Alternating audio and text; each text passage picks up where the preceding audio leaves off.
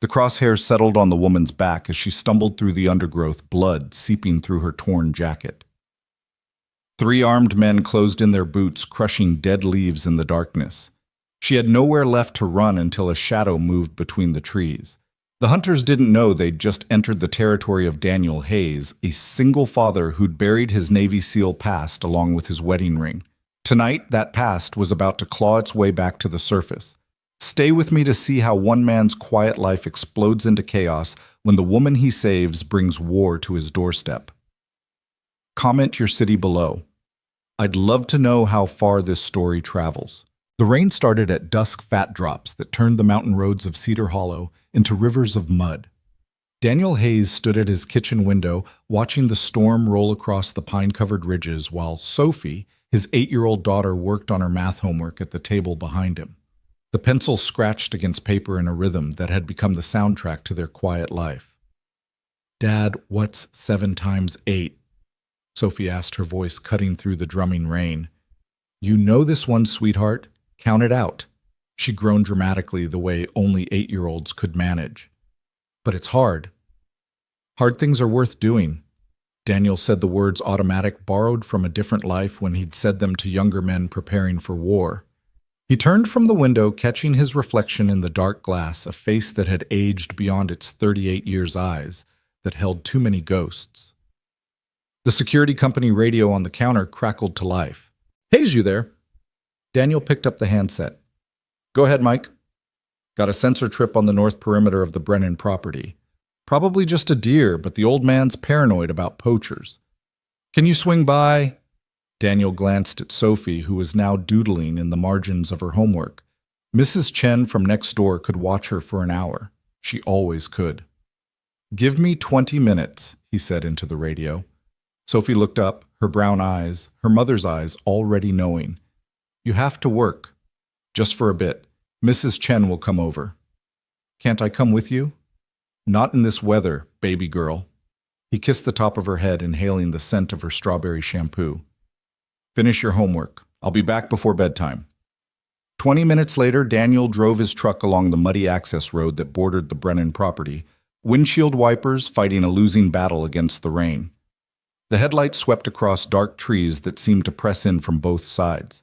He'd driven this route 100 times since taking the security job 2 years ago, but tonight felt different. The air itself seemed charged electric with the kind of tension he hadn't felt since Kandahar. He pulled over near the sensor location and killed the engine. The rain hammered on the truck's roof as he grabbed his flashlight and stepped out into the storm. Water immediately soaked through his jacket, but he barely noticed. His attention had shifted to something his conscious mind hadn't yet processed, that sixth sense that had kept him alive through 3 tours. The forest was wrong. Too quiet beneath the rain. No small animals rustling. No nightbirds. Daniel moved into the trees, his footsteps silent despite the wet leaves. The flashlight remained off. His eyes had already adjusted to the darkness, picking out shapes and shadows with practiced ease.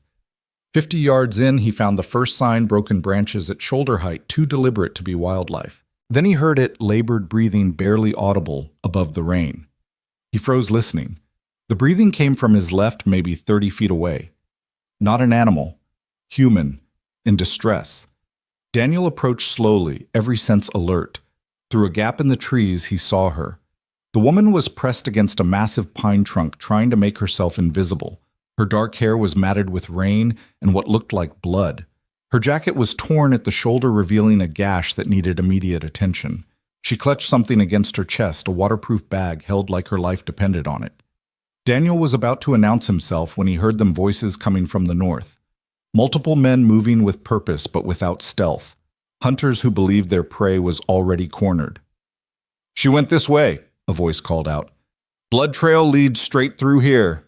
The woman's eyes went wide with terror. She pushed herself away from the tree, ready to run, but her legs gave out. She fell to her knees in the mud, a sob escaping her lips.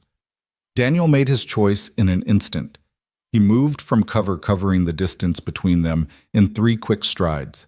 Her head snapped up, mouth open to scream, but he pressed a finger to his lips. "If you want to live, do exactly as I say," he whispered. She stared at him, calculating her options in a heartbeat. Then she nodded. Daniel pulled her to her feet, noting how she bit back a cry of pain. Can you run? I think so. Good. Stay close. He half carried her through the trees, moving perpendicular to the approaching voices. His truck was too far and they'd hear the engine anyway. But there was another option, an old ranger station abandoned for years that he'd discovered during his security rounds. More importantly, it had something the hunters wouldn't expect. The voices grew louder behind them. Found more blood. She's close. The woman stumbled, and Daniel caught her before she fell. In one smooth motion, he lifted her into his arms and ran. She weighed maybe 120, light enough that he could maintain speed even through the undergrowth. She pressed her face against his chest, her body trembling from cold and fear. The ranger station materialized from the darkness, a small wooden structure that had seen better decades. Daniel kicked the door open and set the woman down inside. Her legs immediately buckled and she caught herself on a dusty table. Thank you, she gasped. Thank you, but they'll find us. They have thermal imaging night vision. Not down there they won't. Daniel pulled aside a moldy rug, revealing a trapdoor he'd discovered months ago. The station had been built over an old Cold War-era bomb shelter, one of dozens scattered through these mountains. Can you climb down a ladder? She nodded, though he could see the effort it cost her. What's your name? He asked as he helped her to the trapdoor. Elena Marquez. I'm Daniel. Now climb. She descended into darkness and Daniel followed, pulling the trapdoor shut above them. He felt along the wall until he found the battery-powered lantern he'd left here months ago, a habit from his old life. Always have a cache, always have an exit. The shelter was small, maybe 10 by 12 feet, with concrete walls that wept moisture, but it was invisible to thermal imaging, and the foot of concrete and earth above them would muffle any sound. Elena collapsed against the wall, the waterproof bag still clutched to her chest. In the lantern light, Daniel could see her more clearly. Mid-30s Hispanic features with the kind of athletic build that suggested she was used to taking care of herself. The gash on her shoulder was deep but clean. No arterial damage. I need to look at that wound, he said. She nodded, exhausted. Daniel found the first aid kit he'd stashed here, another old habit, and went to work. She hissed as he cleaned the cut but didn't pull away. This needs stitches, he said. Are you a doctor? No, but I've had practice.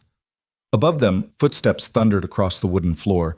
Elena tensed, but Daniel remained calm, continuing to work on her shoulder. Voices filtered down, muffled but audible. Building's empty, Marcus. Marcus. Daniel filed the name away. She didn't just vanish, another voice said, deeper, authoritative. This had to be Marcus. Check again. We've been through it twice. Maybe she doubled back. A long pause, then, spread out. She's wounded, scared, and alone. She won't get far. The footsteps moved away, but Daniel knew they wouldn't go far. These men were professionals. He could tell by how they moved, how they communicated. They'd establish a perimeter wait for dawn. They'll be back, Elena whispered. Let them come. Daniel finished bandaging her shoulder. Tell me who they are. She was quiet for so long he thought she wouldn't answer. Then, private military contractors. Blackstone Solutions. Daniel's hand stilled. He knew that name knew their reputation. They did the dirty work that governments couldn't officially sanction. Why are they after you? Elena looked at the waterproof bag in her lap. I have something they want. Something they'll kill for. What is it? She met his eyes, and he saw a flash of steel beneath the exhaustion. Proof that they murdered my father, among other things. Daniel sat back on his heels. He'd wanted a quiet life, a safe place to raise Sophie after everything that had happened. But looking at this woman wounded, hunted, but unbroken, he knew that life had just ended. My daughter, he said suddenly. I need to call. No. Elena grabbed his wrist. They'll be monitoring all cell signals in the area. Any call you make will lead them right to whoever you're calling. The words hit him like a physical blow. Sophie was at home with Mrs. Chen unprotected. If these men were as thorough as they seemed, I have to go, he said, standing. You can't. They'll kill you the moment you step outside. They can try. Elena struggled to her feet. You don't understand. These aren't ordinary mercenaries. They're ex-Special Forces Delta SEALs. Good, Daniel said quietly. Then it'll be a fair fight. Something in his tone made her step back. For the first time since he'd found her, she really looked at him, saw the scars on his hands, the way he moved with economical precision, the absolute lack of fear in his eyes. "Who are you?" she whispered. "Someone who made a promise to keep his daughter safe." He moved to the ladder. "Stay here. Don't come out no matter what you hear." "Wait!" She pulled something from the waterproof bag, a photograph. "This was my father, Captain Miguel Marquez, Navy Intelligence." Daniel took the photo, and the world tilted. He knew that face had served with him on a classified operation in Syria 8 years ago. Miguel had been a good man, one of the few intelligence officers the teams actually trusted. "When did he die?" Daniel asked, his voice rough. 6 months ago. They said it was a training accident. It wasn't. Elena's eyes widened. "You knew him?" "Yeah, I knew him." Daniel handed back the photo. "Stay here. I'll be back." He climbed the ladder, listened at the trapdoor for a full minute, then eased it open. The ranger station was empty, but through the window he could see flashlights moving through the trees. They were searching in a grid pattern, methodical and patient. Daniel slipped out the back door and melted into the forest. The rain had lessened to a drizzle, which made moving silently both easier and harder. Easier because the soft patter covered small sounds. Harder because the men hunting Elena would be able to hear better too. He counted 4 lights, which meant at least 4 men, but there would be others probably stationed on the roads watching for vehicles. They'd have night vision, body armor, automatic weapons, all the advantages, except one. They didn't know he was here. Daniel circled wide, moving through the forest like a ghost. His feet found silent paths between leaves and twigs, his body flowing around obstacles rather than pushing through them. It took him 15 minutes to work his way behind the nearest searcher. The man was good maintaining proper spacing from his teammates, checking his 6 regularly, but he was focused on finding a wounded woman, not expecting a hunter to become prey. Daniel struck from behind his arm, snaking around the man's throat in a blood choke. The man had a fraction of a second to tense before his brain shut down from lack of oxygen. Daniel lowered him silently to the ground, zip-tied his hands and feet with the man's own restraints, and gagged him with tactical tape from the man's vest. 1 down. He took the man's radio earpiece and night vision goggles. The chatter in his ear was professional disciplined. "Sector 3 clear, moving to 4. Copy. Sector 2 clear. Maintain spacing. She's here somewhere." Daniel keyed the radio. "Sector 5 clear." He'd mimicked the unconscious man's slight Texas drawl perfectly, another skill from another life. "Roger that, Thompson." Thompson. Now he had a name to go with the unconscious face. Daniel moved toward the next searcher, but something made him freeze. A new voice on the radio, one that made his blood run cold. "All units be advised. We've identified the Good Samaritan. Daniel Hayes, former SEAL Team 6, lives about 3 miles from here. Divorced 1 daughter. I want a team on his house now." The words hit Daniel like a sledgehammer. They knew who he was. Somehow they'd identified him, which meant Sophie. The careful, methodical approach vanished. Daniel broke into a run, no longer caring about silence. He had to get to his daughter. "Movement Sector 4. Converge, all units, converge." Muzzle flashes lit up the forest. Bullets whined past Daniel's head, shredding bark from trees. He zigzagged, using the trees as cover, returning fire with Thompson's weapon. The night vision goggles turned the forest into a green-tinged hellscape of shadows and light. He's got NVG's switched to white light. Tactical lights blazed to life, destroying his night vision advantage. Daniel ripped off the goggles and kept running. His truck was just ahead. The windshield exploded as bullets tore through it. Daniel dove and rolled, coming up behind the engine block. They had him pinned. "Daniel Hayes." The voice belonged to Marcus. He recognized it from the ranger station. "We have no quarrel with you. Give us the woman and you can walk away." Daniel checked Thompson's weapon, half a magazine left. Not enough. "I've got a better idea," he called back. "You walk away and I won't have to kill you all." Marcus laughed. "You're outnumbered and outgunned, Hayes. Don't be stupid." "Wouldn't be the first time." Daniel pulled the truck's emergency kit from behind the seat. road flares, jumper cables, and perfect a can of Fix-A-Flat. He shot 3 holes in the can, then lit a road flare and threw both toward the tree line. The Fix-A-Flat exploded in a ball of flame, not dangerous, but bright and loud. Daniel used the distraction to sprint in the opposite direction back toward the ranger station. If he could get to his hidden dirt bike. Pain exploded through his left shoulder as a bullet found its mark. Daniel stumbled but kept running. Blood soaked his shirt, but he'd had worse. The ranger station came into view. He burst through the door and dropped through the trap door without using the ladder. Elena jumped, raising a pistol she'd found somewhere. "It's me," Daniel gasped. "We have to go, now." She saw the blood and paled. "You're shot." "I've been shot before." "Can you ride a motorcycle?" "Yes, but..." "Then move." He grabbed the go bag he'd hidden here, cash, fake IDs, weapons, all the paranoid preparations of a man who'd made too many enemies. They climbed out of the shelter as footsteps pounded toward the station. "Back door," Daniel hissed. They slipped out as the front door crashed open. The dirt bike was hidden under a camo tarp 50 yards into the forest. Daniel ripped the tarp away and kick-started the engine. Elena climbed on behind him, pressing the waterproof bag between their bodies. "Hold on!" The bike roared to life, and Daniel twisted the throttle. They shot through the forest branches, whipping at their faces. Behind them, shouts and gunfire erupted. Daniel knew these woods had memorized every trail, every shortcut. The bike flew over a fallen log, landed hard, and kept going. They burst onto a fire road, and Daniel turned hard, the back wheel sliding in the mud. Elena's arms tightened around his waist as they accelerated.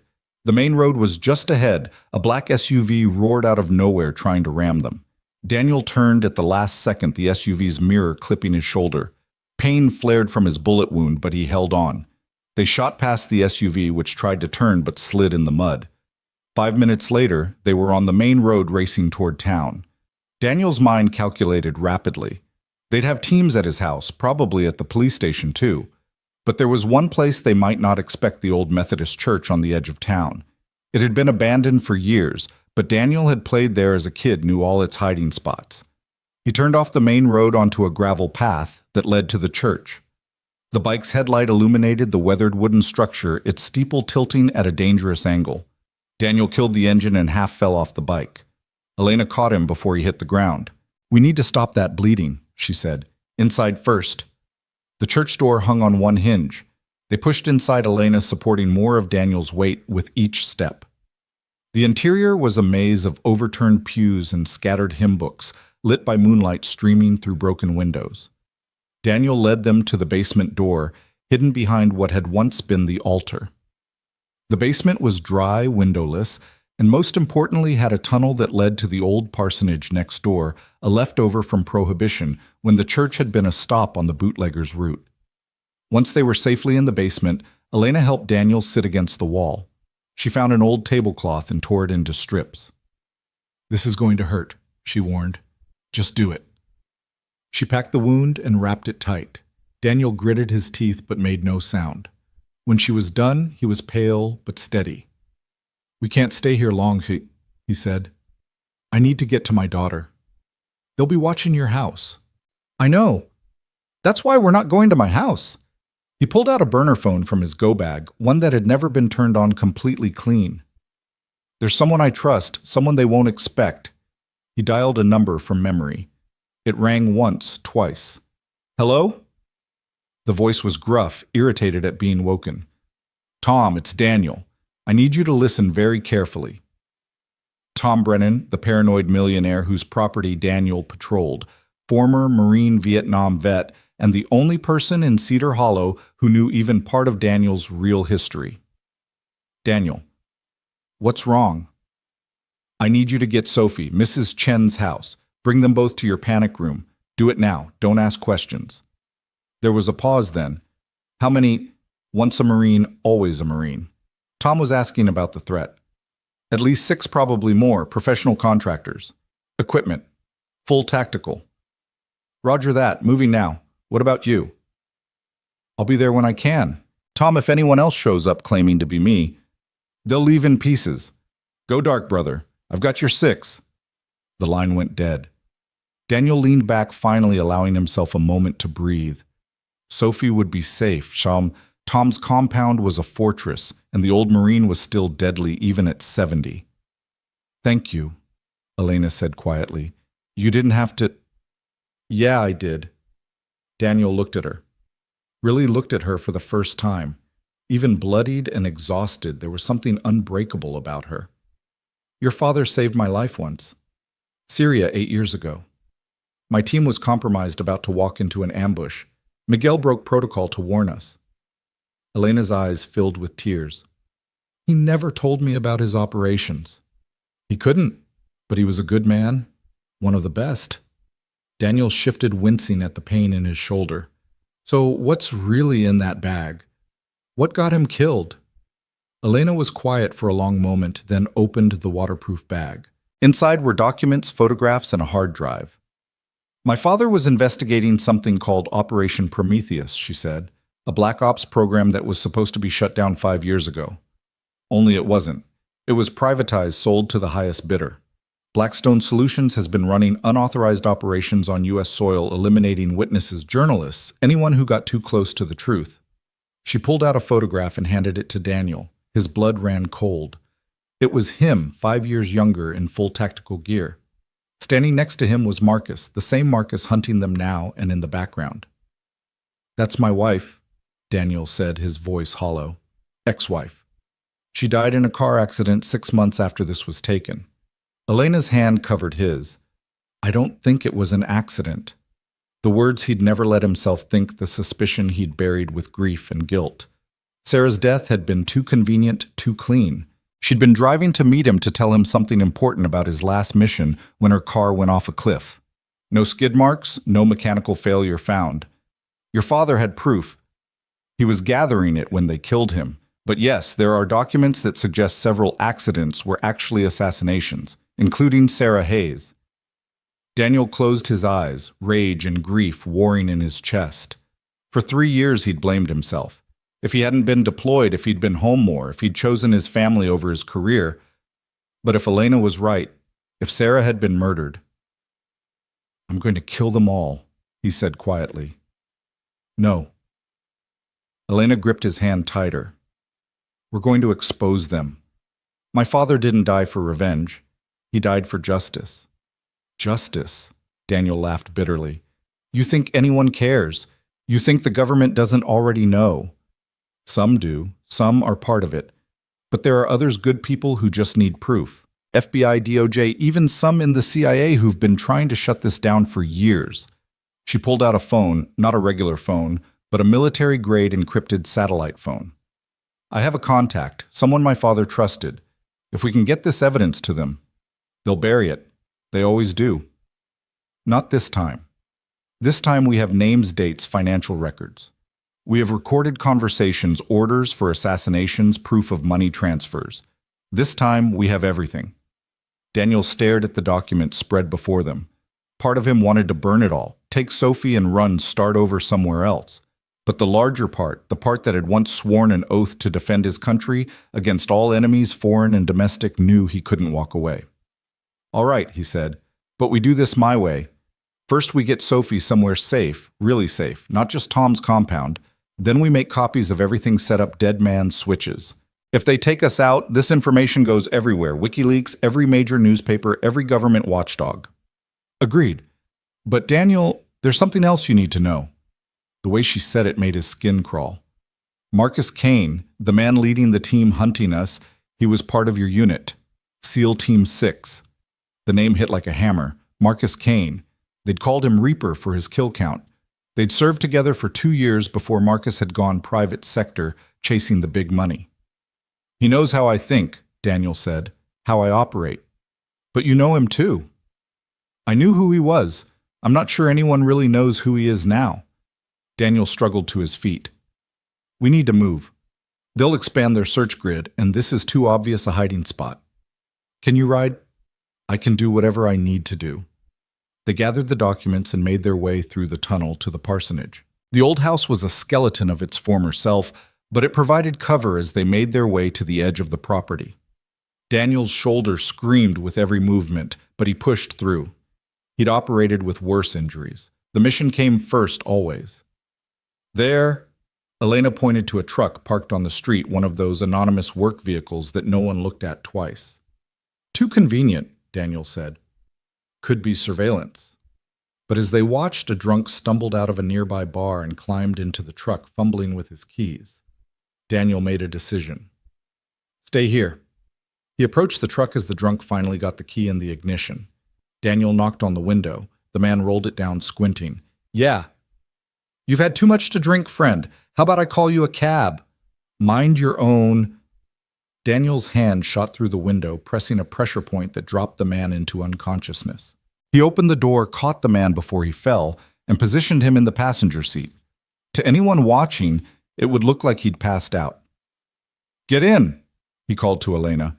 She ran over and climbed in as Daniel started the truck. They drove away slowly, just another work truck heading home after a long day. Where are we going? Elena asked. Tom's first. I need to see my daughter. Then we end this. The radio in the truck crackled. It was tuned to the police frequency. Daniel was about to turn it off when he heard, "All units be advised. We have reports of shots fired at the Brennan compound. Multiple casualties reported." Daniel's foot slammed on the accelerator. The truck surged forward, engine roaring. They found them, Elena said. No, Tom would never let them take him alive, and they couldn't breach his defenses without... Daniel's mind raced. Unless they had someone inside, someone Tom trusted. The truck tore through the quiet streets of Cedar Hollow, Daniel taking corners at dangerous speeds. His shoulder was bleeding through the makeshift bandage, but he didn't care. Sophie was all that mattered. They created a hill and the Brennan compound came into view. It was ablaze. The main house was engulfed in flames, black smoke billowing into the night sky. Fire trucks were just arriving, but Daniel could see bodies on the lawn, Tom's security guards. No, Daniel breathed. He brought the truck to a screeching halt and jumped out running toward the inferno. Elena followed, shouting his name, but he couldn't hear her over the roaring in his ears. A firefighter tried to stop him. Daniel dropped him with a single punch and kept going. The heat was overwhelming, but he pushed forward, screaming Sophie's name. Then he saw him, Marcus Kane, standing by a black SUV, watching the flames with satisfaction. Their eyes met across the chaos, and Marcus smiled. He mouthed 2 words, "Too late." Daniel's world went red. He charged toward Marcus, but strong arms caught him from behind. Police officers, firefighters, all trying to restrain him. "Sir, you can't—" "My daughter is in there," Daniel roared, throwing men off like they weighed nothing. "Sophie. Oh." Then he heard it, a small voice calling from behind him. "Daddy!" Daniel spun around. There, standing next to Tom Brennan's ancient pickup truck, was Sophie. Dirty, scared, but alive. Mrs. Chen stood next to her, both of them wrapped in emergency blankets. Daniel ran to them, falling to his knees and pulling Sophie into his arms.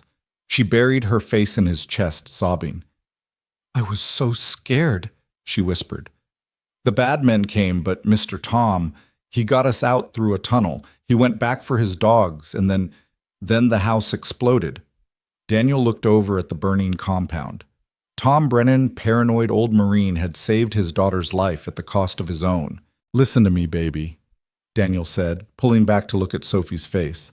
"I need you to be very brave. We have to go away for a while." "Are we running from the bad men?" "No, sweetheart. We're going to stop them." Elena appeared beside them. "Daniel, we have to move. Now!" Sirens wailed as more police arrived. In minutes, this place would be locked down, and Marcus had enough connections to control the narrative. They'd be painted as suspects, not victims. Daniel stood, lifting Sophie into his arms. "Mrs. Chen, do you have family somewhere else?" The elderly woman nodded. "My sister, San Francisco." "Go to her, tonight. Don't pack, don't go home first. Elena, give her 5,000 from the bag." Elena didn't hesitate, pulling cash from the go bag and pressing it into Mrs. Chen's hands. "Thank you," Daniel told the old woman, "for everything." She touched Sophie's face gently. "You keep her safe. With my life." They ran to the stolen truck, Daniel buckling Sophie into the back seat. As they drove away, he could see Marcus in the rearview mirror standing like a dark sentinel against the flames. This wasn't over. It was just beginning. "Where are we going?" Elena asked. Daniel thought of all the safe houses he'd set up over the years, all the contingency plans he'd never thought he'd need. But there was only one place Marcus wouldn't expect, one place that might give them the time they needed. North, he said. There's an old cabin in the mountains completely off the grid. We can regroup there, make our plan. And then Daniel met Elena's eyes, and she saw the predator that lived beneath the suburban father exterior. Then we hunt. Sophie had fallen asleep in the back seat, exhausted by terror and adrenaline. Daniel drove through the night, taking back roads and Forest Service tracks that didn't appear on any GPS. His shoulder throbbed with each turn of the wheel, but he pushed through the pain. Elena worked beside him using the satellite phone to send encrypted copies of the documents to multiple secure servers. Insurance in case the worst happened. "Tell me about Marcus," she said quietly. "If we're going to beat him, I need to understand him." Daniel was quiet for a long moment, remembering. Marcus was the best operator I ever served with. Ruthless, brilliant, absolutely without fear. But there was something else, something broken inside him. He didn't just excel at violence, he loved it. Why did he leave the teams? Officially, he was offered a better opportunity in the private sector. Unofficially, command was getting uncomfortable with his methods. There were rumors about what happened to prisoners in his custody, about operations that went sideways because Marcus decided to send a message instead of following orders. And now he's doing the same thing for Blackstone. No, now he's doing it for himself. Blackstone is just the latest employer. Marcus goes where the money is, where he can do what he does best without restrictions. The truck climbed higher into the mountains, the roads becoming rougher, more primitive. Finally, Daniel turned onto a track that was barely visible in the darkness. "From here we walk," he said. They woke Sophie gently, and Daniel carried her on his back despite his wounded shoulder. Elena carried the bags, following Daniel through the dark forest. After 20 minutes of hiking, a small cabin materialized from the shadows. It wasn't much, one room with a loft, no electricity or running water. But it had a wood stove supplies for a month, and most importantly, it was invisible. Daniel had bought it under an alias years ago, paid cash, never told anyone about it.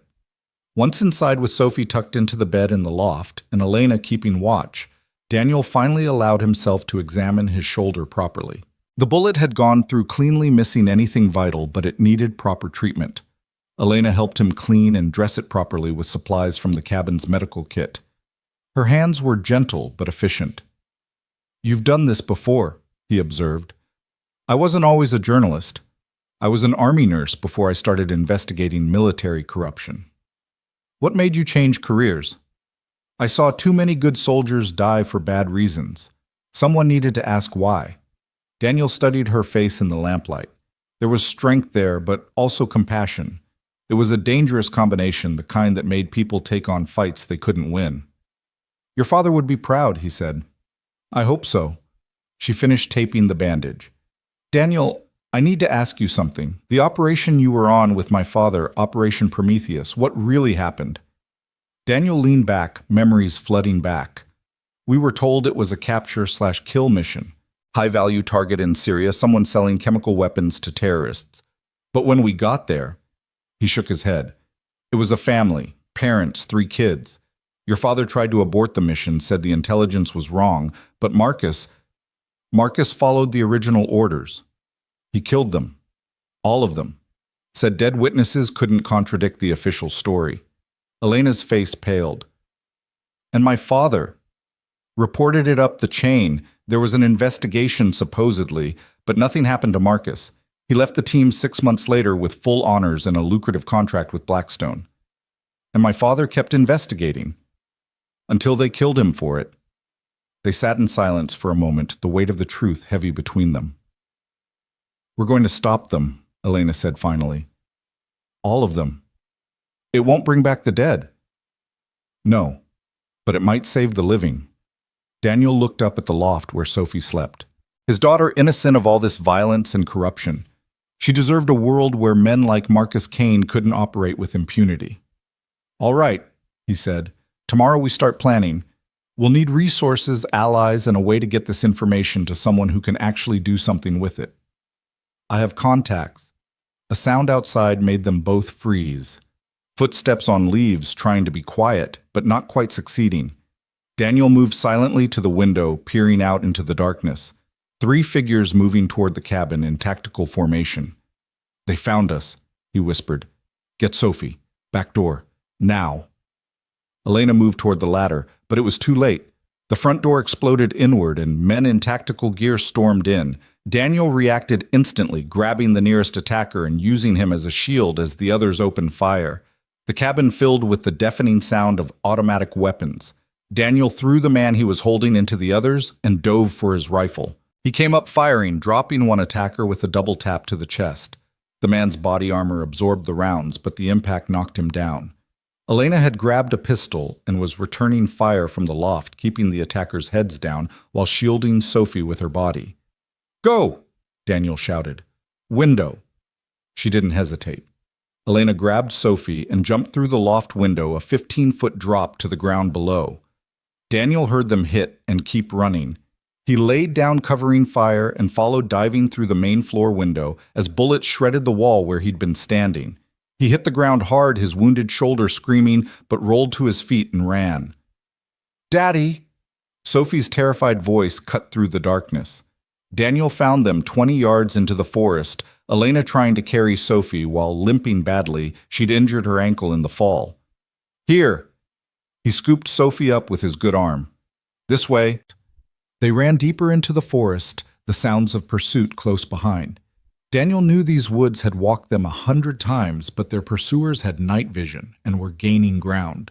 Then he remembered the old mine shaft abandoned for 50 years. It was dangerous, unstable, but it might be their only chance. "Trust me," he told Elena, and led them to what looked like solid ground covered in leaves. "Jump when I do," he said, and then stepped into nothing. They fell 8 feet into darkness, landing in a pile of decades-old mining debris. Sophie cried out, but Daniel covered her mouth gently. "Shh, baby, we have to be quiet." Above them, footsteps approached. Daniel could see flashlight beams dancing across the opening. "They came this way," a voice said. "Track's clear. Check the perimeter. They couldn't have gone far." The footsteps moved away, but Daniel knew they'd be back. The mine shaft extended deeper into the mountain he'd explored it once years ago. It was dangerous, but staying here was certain death. "Can you walk?" he asked Elena. She tested her ankle. "I think so."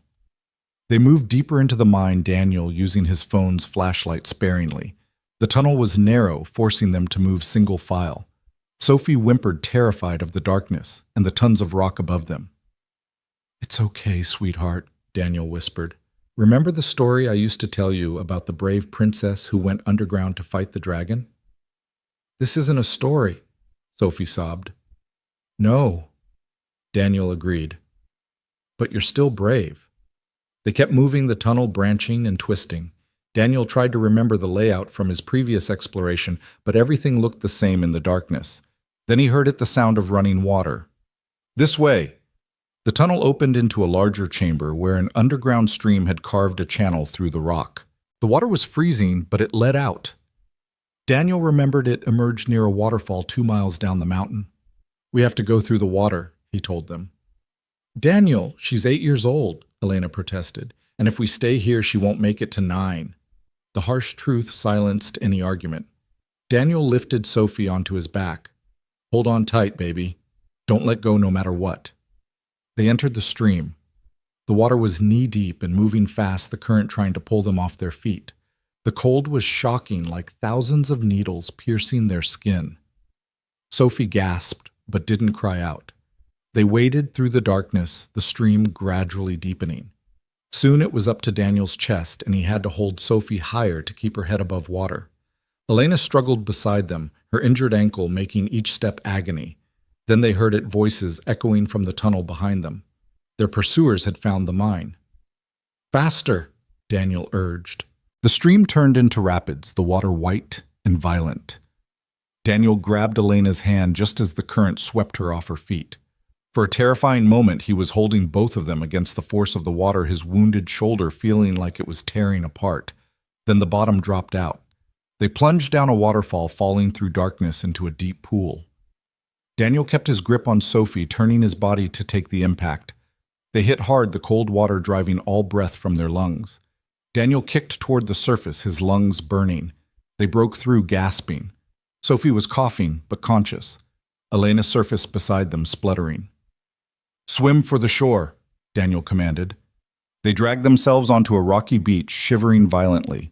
They were outside the mine entrance now, 100 feet above them, but they couldn't stop. The cold would kill them as surely as bullets if they didn't find shelter and warmth. Elena pointed to lights in the distance, a house maybe a quarter-mile away. They stumbled toward it, Daniel carrying Sophie, who was now semi-conscious from cold and exhaustion. The house was small, modest, with smoke rising from the chimney. Daniel didn't hesitate. He kicked in the door. An elderly man jumped up from his chair, reaching for a shotgun, but froze when he saw them. A wounded man carrying a child, a limping woman, all of them soaked and shivering. "Please," Daniel said, "we need help." The old man lowered the shotgun. "Jesus Christ, Mary! Get blankets and the medical kit." An elderly woman appeared, took one look at them, and immediately went into caretaker mode. Within minutes, they were wrapped in blankets by the fire, hot soup pressed into their hands. "Should I call an ambulance?" the old man asked. "No," Daniel and Elena said simultaneously. The old man studied them more carefully. "You're that family from the news. The ones they're saying started the fire at the Brennan place." "We didn't," Elena started. "I know," the old man interrupted. "Tom Brennan was my friend for 40 years. He called me tonight, told me if anyone showed up looking like they'd been through hell, I was to help them." He pulled out a set of keys. His backup plan. "There's a truck in my barn supplies in the bed. He said you'd know where to go." Daniel closed his eyes, gratitude and grief warring in his chest. Even in death, Tom was watching his six. "Thank you," he managed. "Don't thank me. Just stop whoever did this to Tom." They changed into dry clothes the couple provided. Daniel's shoulder was properly treated, and Sophie was bundled into multiple layers. The old man's wife made them take food water and a thermos of hot coffee. "Where will you go?" she asked. "Better you don't know," Daniel replied. The truck was old but solid, with a full tank and supplies for a long journey. As they drove away, Daniel saw the old couple standing in their doorway watching them go. Good people who'd risked everything to help strangers. "Where did Tom mean for us to go?" Elena asked. Daniel smiled grimly. "He had a brother in Montana, former CIA. If anyone can help us get this information to the right people, it's him." "That's a long drive." 15 hours if we push it, but first we need to make a stop." "Where?" "My storage unit. There are things there we'll need." They drove through the rest of the night, Sophie sleeping fitfully in the back. As dawn broke, they pulled into a storage facility on the outskirts of a small town 50 miles from Cedar Hollow. Daniel punched in the code, and the gate opened. Unit 47 was in the back, away from cameras. Inside was his past weapons, communications, equipment cache, in multiple currencies and documents he'd hoped never to need again. "My God," Elena breathed. "You were preparing for war." "I was preparing to disappear," Daniel corrected. "But war will do." He loaded specific items into duffel bags, encrypted satellite phones, night vision equipment, body armor that would fit Elena, and weapons. Lots of weapons. "Is all this legal?" Elena asked. "Does it matter anymore?" She had no answer to that. As they loaded the truck, Daniel's tactical phone, one that only 3 people in the world had the number for, buzzed. He looked at the message, and his blood ran cold. "Hello, brother," it read. "Nice disappearing act at the mine, but you can't run forever. I have something you want. You have something I need. Let's make a deal. M." Attached was a video. Daniel opened it with trembling hands. It was Tom Brennan, bloodied but alive, tied to a chair. "He's alive," Daniel breathed. Tom looked into the camera and spoke, his voice rough but unbroken. "Daniel, don't you dare trade yourself for me. You protect that little girl. That's an order, Marine." Marcus's voice came from off camera. "Touching. But here's the thing, Daniel. I know you. You won't let him die. Storage Unit 47 wasn't it. You have 10 minutes before I start removing pieces of your friend." Daniel looked around. They'd been tracked. Probably had been since they left the mine. This had all been orchestrated to get them here. Get in the truck, he told Elena. Take Sophie and go. No, we're not splitting up. This is my fight. This became our fight the moment they killed my father. Elena's eyes blazed with determination. We do this together or not at all. Daniel wanted to argue, but there was no time. Marcus would make good on his threat. Sophie stays in the truck, he said. No matter what. Agreed. They positioned the truck for a quick escape. Sophie huddled in the back with strict instructions to stay down and hidden. Daniel and Elena took defensive positions behind concrete barriers. They didn't have long to wait. 3 SUVs roared into the storage facility surrounding them. Men in tactical gear deployed with military precision. And then Marcus Kane stepped out. He hadn't changed much in 5 years, same cold eyes, same predator's grace. He was holding a tablet showing Tom still alive, but clearly in pain. Daniel, Marcus called out, it's been too long. Not long enough, Marcus laughed. Come now, is that any way to greet an old teammate? We bled together, brother. We're not brothers, we never were. No, Marcus agreed. I was always better. That's why they chose me for Prometheus. You were too soft, too bound by rules and conscience. Those weren't rules. They were principles. Principles. Marcus spat the word. Your principles got Sarah killed. The words hit like a physical blow. Daniel's finger tightened on his trigger. Oh, you didn't know, Marcus continued. She was going to expose the program. Somehow, she'd gotten access to classified files. We gave her a chance to walk away, but she was just like you, too principled, so we had to remove her from the equation. Daniel stood up from cover, his rifle aimed at Marcus's head. Every man in the facility raised their weapons in response. There it is, Marcus said softly. There's the killer I trained with, the one who could put a bullet through a man's eye at 1,000 yards and sleep like a baby that night. I'm going to kill you, Daniel said quietly. Eventually, but not today. Today you're going to give me the evidence the woman has, and I'm going to let you walk away. You can take your daughter and disappear. New identities, new life far from all this. And Tom made his choice when he helped you, but I'm feeling generous. The evidence for both your lives. Elena stepped out from her cover, the waterproof bag in her hands. You want this? Marcus's eyes gleamed. Very much. Then come get it. She pulled out a lighter and held it to the bag. One step closer and it all burns. You're bluffing. That's your father's legacy. My father's legacy is standing up to men like you. The flame danced closer to the bag. So here's our counteroffer. You release Tom, you and your men leave, and we all walk away. Otherwise, everything burns, and you explain to your employers how you lost the evidence. Marcus considered this, then smiled. You know what? You're right. He raised his tablet and pressed something. On the screen, Tom Brennan jerked once, then went still. A red hole appeared in his forehead. No, Daniel roared. Now you have nothing to bargain with, Marcus said calmly. And I'm done playing games. What happened next occurred in slow motion and lightning speed simultaneously. Daniel fired his bullet, catching the man next to Marcus in the throat. Elena threw the bag not at Marcus, but high into the air and dove for cover. The facility erupted in gunfire. Daniel moved like water, like death itself. He flowed between vehicles using angles and cover, picking off targets with mechanical precision. This wasn't the suburban father anymore. This was the warrior, the predator, the angel of death he'd once been. Elena fought beside him, not with his skill, but with desperate courage. She wounded 2 men, kept others pinned down, bought Daniel the time he needed. Bodies fell. Blood painted the concrete, and through it all Marcus stood untouched, watching with something like pride. That's it, he called out over the gunfire. That's the Daniel I remember, the one who killed 17 men in Ramadi with nothing but a knife and rage. Daniel emerged from behind an SUV, his rifle empty.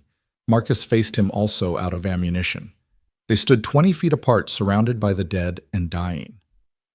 Just you and me now, Marcus said, dropping his empty weapon, the way it should have been years ago. They moved simultaneously, meeting in a clash of fists and fury. Marcus was skilled, brutal, going for killing blows with every strike. But Daniel had something Marcus didn't, something to protect someone to fight for. The battle raged across the storage facility. They used everything as weapons, pipes, chains, broken glass.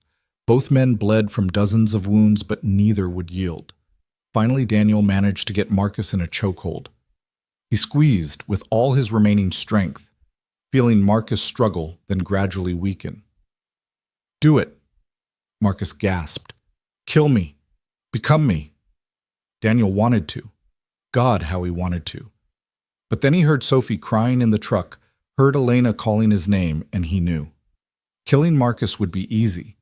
Living with Sophie being the father she deserved, that was hard. He released Marcus, who collapsed gasping to the ground. "You're done," Daniel said. "The evidence is already uploaded to a dozen servers. In 1 hour, every major news outlet and law enforcement agency gets copies unless Elena makes a call. You run now, maybe you get away. Maybe you find a non-extradition country to hide in. But your war is over." Marcus laughed, blood running from his mouth. "You think you've won? You have no idea how deep this goes, how many people are involved. You've won a battle, not the war. Then we'll fight the war, but you won't be part of it." Daniel turned his back on Marcus and walked toward Elena and Sophie. It was the hardest thing he'd ever done, showing mercy to the man who'd killed Sarah, who'd killed Tom. But it was also the most important. He wasn't going to become Marcus Kane. The knife entered his back just below the shoulder blade. Daniel gasped, stumbling forward. He heard Elena scream, heard Sophie cry out, "Daddy!" But all he could focus on was Marcus's voice in his ear. "You always were too soft." Daniel spun the knife still in his back and struck Marcus's throat with the edge of his hand. It was a killing blow delivered with precision. Marcus's eyes widened in surprise, then acceptance. He fell to his knees, then forward, and moved no more. Daniel collapsed beside him, his vision darkening. Elena was there, pressing something against the wound, shouting for him to stay with her. Sophie's face appeared above him, tears streaming down her cheeks. "It's okay, baby," he whispered. "It's okay." "The ambulance is coming," Elena said. "Hold on." Daniel could hear sirens in the distance. He looked at the bag Elena had thrown. It had landed safely on top of a truck intact. "Make the call," he told her. "Send everything. End this." Elena pulled out the satellite phone with bloody hands and made the call. Across the country, servers activated, files transferred, and the truth began to spread like wildfire. As the ambulance arrived and paramedics swarmed around him, Daniel held Sophie's hand and felt something he hadn't experienced in years. Peace. The war wasn't over. There would be investigations, trials, more danger to come. But for now, in this moment, holding his daughter's hand while Elena stood guard over them both. Daniel Hayes was no longer running from his past or fighting alone. He had found something worth living for, worth fighting for, worth bleeding for. He had found family. The hospital room smelled of antiseptic and fear. Daniel drifted in and out of consciousness, aware of Sophie's small hand in his, of Elena's voice, arguing with someone in the hallway. The knife had missed his lung by millimeters, the doctor said. Lucky, they called him. Daniel didn't feel lucky. He felt the weight of Tom Brennan's death, of all the deaths pressing down on him like a physical thing. "Mr. Hayes," a woman's voice unfamiliar. Daniel opened his eyes to find a FBI agent standing at his bedside, badge displayed. "I'm Special Agent Rivera. We need to talk about what happened at the storage facility." "Not without a lawyer," Elena said from the doorway, her tone sharp enough to cut steel. "Ms. Marquez, 6 men are dead. We have surveillance footage of self-defense," Elena interrupted. "We've already provided all evidence to your office, to the DOJ, to everyone. You want to arrest someone, start with Blackstone Solutions." Rivera's expression softened slightly. "We're not here to arrest anyone. In fact, we're here to protect you. The files you released, they've caused quite a stir. There are a lot of powerful people who want you silenced." Daniel tried to sit up, wincing at the pain that shot through his back. "Where's my daughter?" Safe," Rivera assured him. "We have agents with her in the children's wing. Ms. Marquez insisted on a separate, secure area." Smart. Elena had learned fast that trust was a luxury they couldn't afford. Daniel looked at Rivera more carefully. Mid-40s, competent with the kind of tired eyes that came from seeing too much corruption and being unable to stop it. "You knew," he said. "Your agency knew about Prometheus." Rivera was quiet for a moment. "Some of us suspected, but suspicion isn't evidence. What you've provided, it's going to change everything." "Or nothing," Daniel countered. "How many investigations have been buried? How many witnesses have disappeared? This time is different." "Why?" "Because this time the whole world is watching." Rivera pulled out a tablet showing news feeds from around the globe. The leaked documents were everywhere, front-page headlines trending on social media, the subject of emergency congressional hearings. "You've started something that can't be stopped." Daniel wasn't convinced, but before he could respond, commotion erupted in the hallway. Shouting, then the sound of fighting. Rivera's hand went to her weapon. The door burst open. A man in a doctor's coat stood there, but Daniel recognized the stance, the way he held himself. "Operator." The man raised a silenced pistol. Rivera was fast, but not fast enough. The first shot took her in the shoulder, spinning her around. Elena launched herself at the attacker, but he backhanded her into the wall. The pistol swung toward Daniel. Time slowed. Daniel could see the man's finger tightening on the trigger, could calculate the trajectory of the bullet that would end his life. But he couldn't move fast enough, not with his injuries. The window exploded inward. A figure in black tactical gear swung through on a rappelling rope, firing before his feet even hit the floor. The fake doctor crumpled his shot, going wide. The tactical operator, Daniel couldn't see his face behind the balaclava, swept the room with his weapon, then spoke into a throat mic. "Package secure. 1 friendly wounded, need medical now." More operators flooded the room, setting up defensive positions. One knelt beside Rivera, applying pressure to her wound. The first operator approached Daniel's bed and pulled off his balaclava. Daniel's breath caught. He knew that face: Jake Morrison, former Delta Force, a man he'd worked with on 3 operations before Jake had supposedly died in Afghanistan. "Hey, brother," Jake said with a crooked smile. "Heard you could use some help." "You're dead," Daniel managed. "Officially. Unofficially, I work for people who've been trying to shut down Prometheus for years. People in the shadows who still believe in doing the right thing." "There's no such thing anymore." "Maybe not, but we're going to pretend there is." Jake helped Daniel sit up. "We need to move you, all of you. This won't be the last attempt. Where? Somewhere safe, really safe. Not witness protection safe, but black site safe. Until the hearings are over and everyone involved is either dead or behind bars."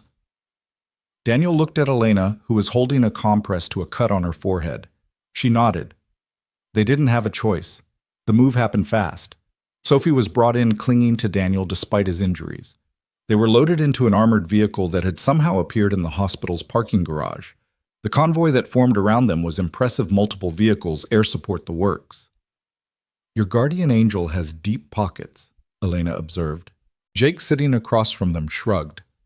"Let's just say there are people in high places who are very interested in seeing justice done. People who've been waiting for someone like you to provide the ammunition they needed." "And what do they want in return?" Daniel asked. "Nothing was free, especially protection like this. Testimony, full disclosure. Everything you know about Prometheus, about Blackstone, about Marcus Kane's operations." "Marcus is dead." "Marcus Kane was middle management," Jake said. "This goes all the way to the top. Defense contractors, senators, even some people in the intelligence community. Your evidence started the fire, but testimony will fan the flames."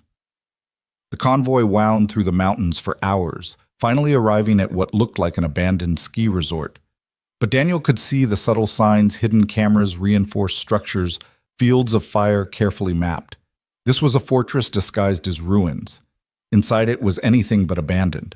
State-of-the-art security, comfortable living quarters, even a playground for Sophie. Other people were there too, witnesses Daniel realized. Others who'd crossed Blackstone or similar organizations and lived to tell about it. "Welcome to Sanctuary," Jake said. "You'll be safe here until it's time to testify." "When?" Elena asked. 3 weeks. Congressional hearing closed session at first, then public. The whole world will be watching." 3 weeks.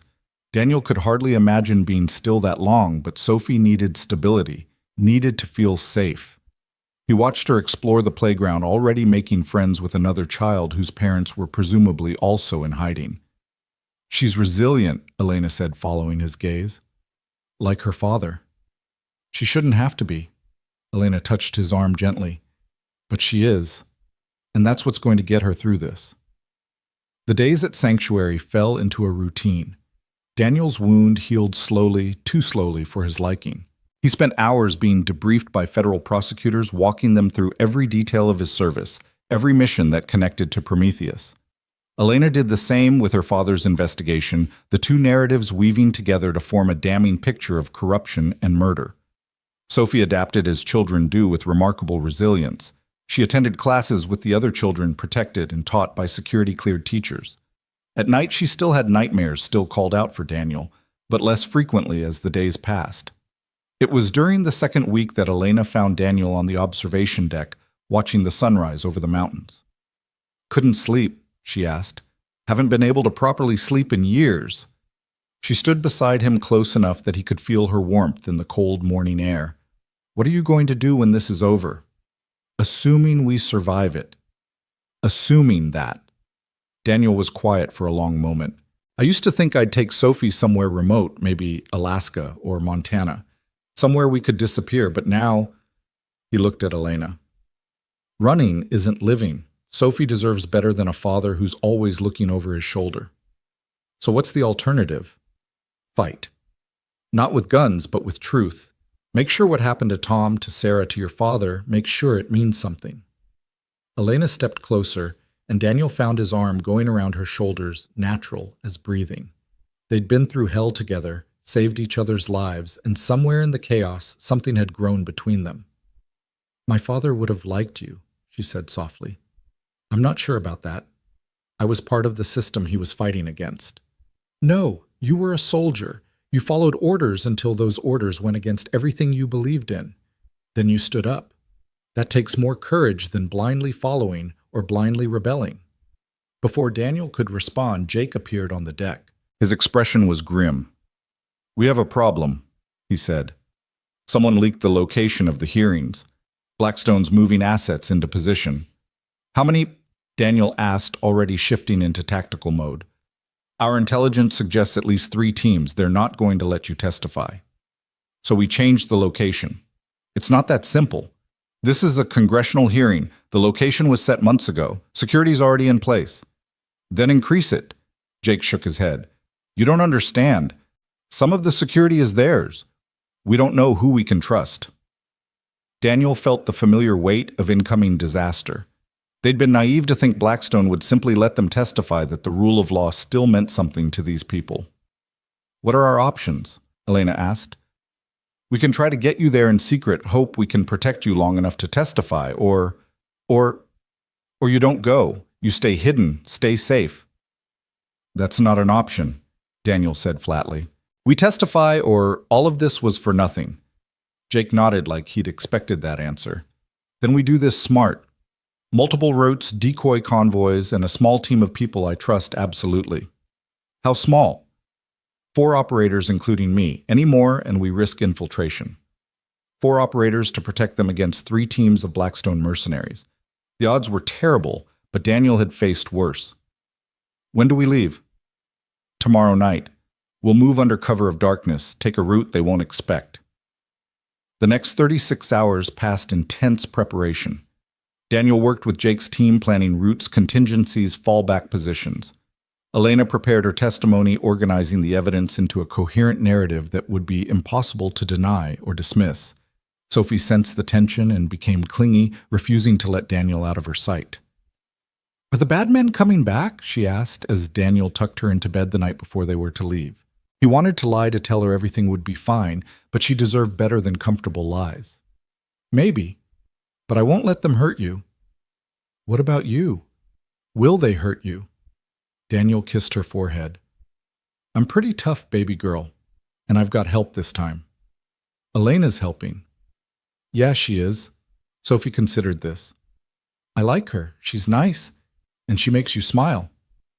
"Does she?" "You don't smile much, Daddy, but when she's around you do." Out of the mouths of babes. Daniel hadn't realized it was so obvious, but Sophie was right. Despite everything, despite the danger and death that surrounded them, Elena made him remember what it felt like to hope. The morning of their departure dawned gray and cold, with snow beginning to fall. Perfect weather for what they had planned, the snow would provide cover and make aerial surveillance difficult. The convoy formed in the underground garage, 3 identical SUVs, all armored, all with tinted windows. Daniel, Elena, and Sophie would be in one, but even Jake's team wouldn't know which one until the last moment. "Remember," Jake said during the final briefing, "if we're hit, you don't stop. You don't try to help. You get to the safe house and wait for extraction. Clear." "Clear," Daniel confirmed, though he knew he'd never leave Jake or his team behind if it came to that. They loaded into the vehicles, Sophie clinging to her stuffed elephant, the one thing she'd managed to save from their old life. Elena sat beside them, her hand finding Daniel's as the convoy began to move. The first hour was quiet. They wound through mountain roads, the snow falling heavier now, visibility dropping. Jake's voice came through the radio, periodically checking in, confirming route changes. They were descending toward the interstate when it happened. The lead vehicle exploded, flipping through the air in a ball of fire. IED Daniel's mind cataloged automatically. The convoy scattered, training taking over. "Contact front," Jake's voice crackled through the radio. Multiple shooters, elevated positions.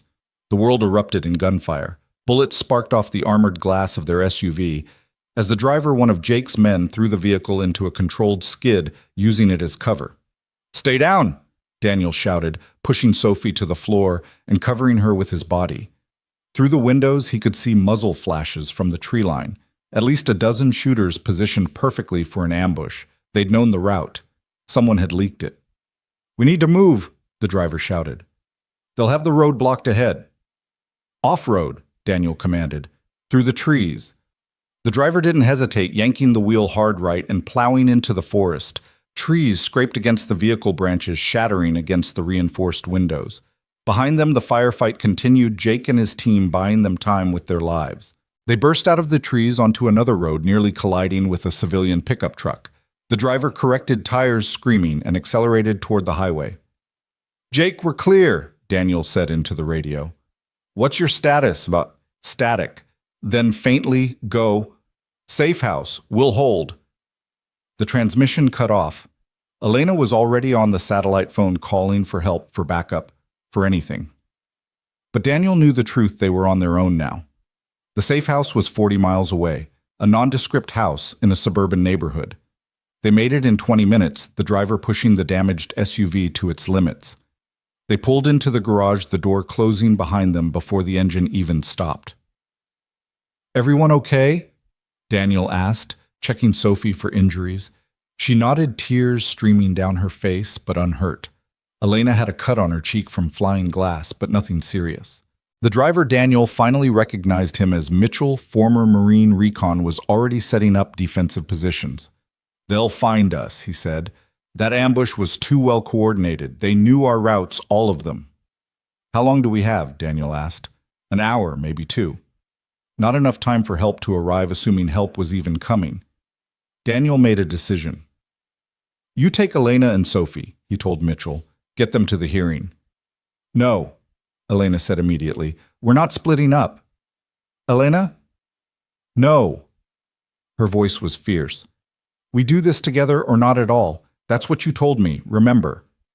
Before Daniel could argue, his phone buzzed. Unknown number. He almost ignored it, then answered on instinct. "Hello, Daniel." The voice was familiar but unexpected. Senator Patricia Walsh, chair of the Intelligence Committee. "Senator, I'm aware of your situation, the ambush, the leak it came from inside my committee. I'm handling it, but you need to know you're walking into a trap.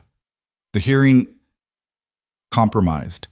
But if you don't show they win, everything gets buried." She paused. "There's another way. The press is gathered outside the building. If you go public, if you testify in front of the cameras instead of behind closed doors, they can't stop you. They won't dare not with the whole world watching." "They'll try." "Yes. Which is why I'm sending you help. Real help. Check your door in 30 seconds. The line went dead. Daniel looked at Mitchell, who shrugged and kept his weapon trained on the door. 30 seconds passed. A knock. 3 short, 2 long, 1 short. Military pattern. Daniel opened the door carefully. A full tactical team stood outside 8 operators in unmarked gear. The lead operator removed his helmet, revealing a face Daniel knew well. Master Sergeant Roy Collins, his former team leader from SEAL Team 6.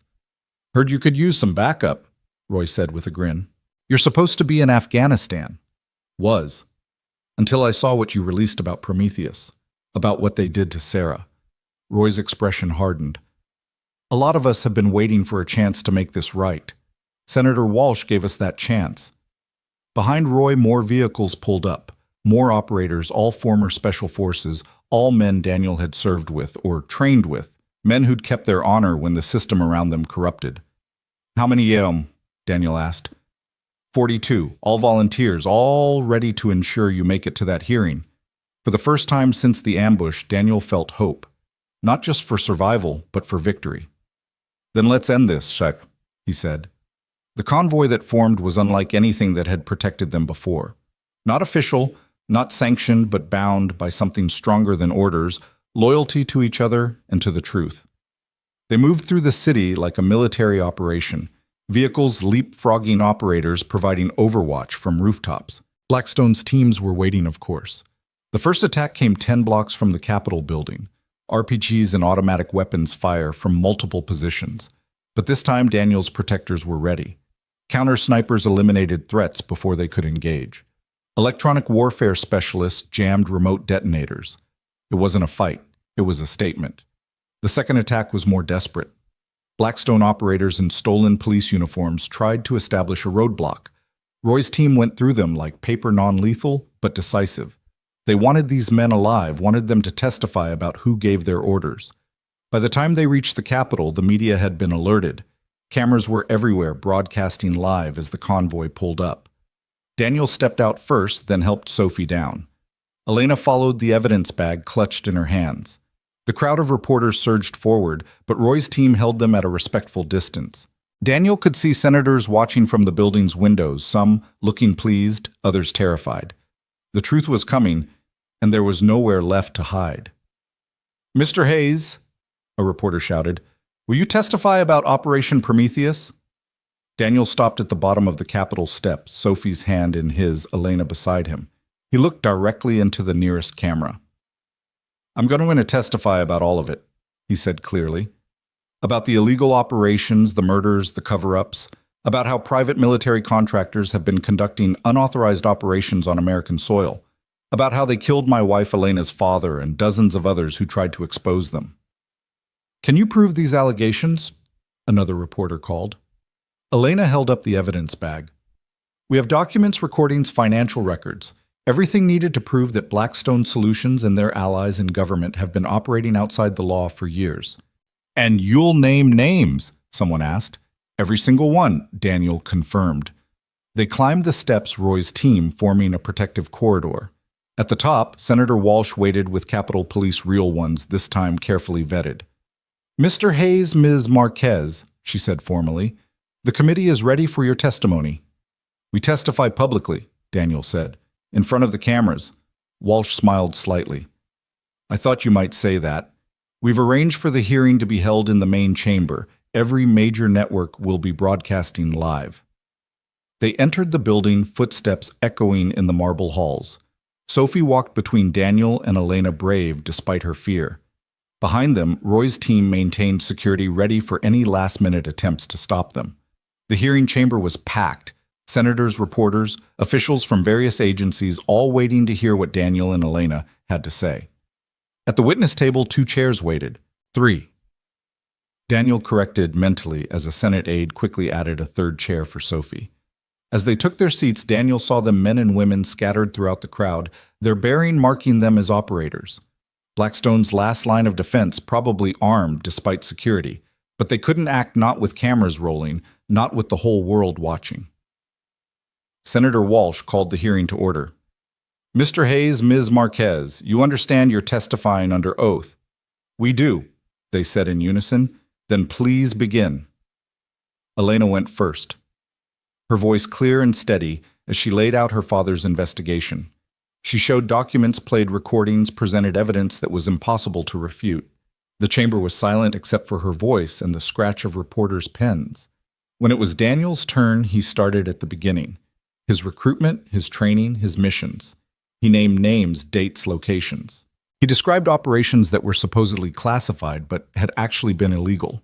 He talked about Marcus Kane, about the culture of violence for profit that had infected private military contracting. And then he talked about Sarah. My wife was murdered because she discovered the truth about Operation Prometheus. He said, his voice thick with controlled emotion. She was killed on the orders of men who are probably in this room right now. Men who thought they were above the law, above justice. That's a serious accusation, Mr. Hayes. A senator interrupted Senator Graves. Daniel noted one of Blackstone's biggest supporters. Do you have proof? Daniel looked him directly in the eye. Check your bank account, Senator. The ones in the Caymans you thought were hidden. We have the records. We have everything. Graves went pale, sinking back in his chair. The testimony continued for hours. By the end, the scope of the conspiracy was clear. Dozens of operations, hundreds of deaths, billions of dollars in illegal profits, and all of it traceable, provable, undeniable. When they finally finished, the chamber erupted. Senators shouting for investigations, reporters rushing to file stories, federal agents moving to arrest those who'd been named. In the chaos, Daniel felt a small hand slip into his. Is it over, Daddy? Sophie asked. Almost, baby. Almost. But even as he said it, Daniel saw movement in his peripheral vision, one of the Blackstone operators in the crowd reaching inside his jacket. Time slowed as it always did in these moments. The operator pulled out not a weapon, but a phone. He looked at it, then at Daniel, and slowly shook his head. Whatever order he'd been waiting for, it wasn't coming. Or perhaps seeing the truth laid bare, he'd chosen not to follow it. One by one, the other Blackstone operators in the crowd stood and walked out. Not in defeat, but in surrender. The war was over. They'd lost. Outside the Capitol, the crowd had grown enormous. When Daniel, Elena, and Sophie emerged, a cheer went up. Not for celebrities or politicians, but for ordinary people who'd stood up to extraordinary evil and won. Roy's team escorted them through the crowd to waiting vehicles. Not to another safe house, but to a hotel where they could finally rest, finally process everything that had happened. That night, as Sophie slept peacefully for the first time in weeks, Daniel stood on the hotel balcony looking out over the city. Elena joined him as he'd known she would. What now? She asked. Now we rebuild. Sophie needs a normal life, or as normal as possible after all this. And us? Daniel turned to her. In the chaos and violence they'd found, something neither had expected. Not just partnership, but possibility. I don't know, he admitted, but I'd like to find out. Elena smiled, the first real smile he'd seen from her since this all began. So would I. They stood together in comfortable silence, watching the city lights, the weight of the past weeks slowly lifting. Tomorrow would bring new challenges, trials, testimony, the long process of justice. But tonight, they were alive, they were free, and they were together. In the room behind them, Sophie stirred in her sleep, then settled. No nightmares tonight. No running, no fear. Just peace, hard-won and precious. The news coverage continued for weeks. The trials would go on for years. But the immediate danger was over. Blackstone Solutions was disbanded, its leaders arrested or fled. The corrupt officials who'd enabled them were exposed, their careers and freedom forfeit. Daniel found them a house outside Denver, not hidden, not fortified, just a normal house on a normal street. Sophie started at a new school, made friends, joined the soccer team. She still had nightmares, sometimes still flinched at loud noises. But children are resilient. She was healing. Elena moved into the guest room, initially maintaining the fiction that she was just staying temporarily while she wrote her book about the investigation. But her toothbrush migrated to the main bathroom. Her clothes filled the empty side of the closet. Her laptop took up permanent residence on the kitchen table. One evening, 3 months after the hearing, Daniel found her there, typing furiously. "How's the book coming?" he asked. "Almost done. Just trying to figure out the ending." "How does it end?" Elena looked up at him, then at Sophie playing in the backyard, then back to Daniel. I think it ends with hope, with the possibility that even after the worst darkness, people can find light again. That's a good ending. It's a beginning, really. She was right, Daniel realized. Everything they'd been through, the violence, the loss, the fight for justice, it was all just the beginning of something new. A life without looking over their shoulders. A future that belonged to them, not to the ghosts of the past.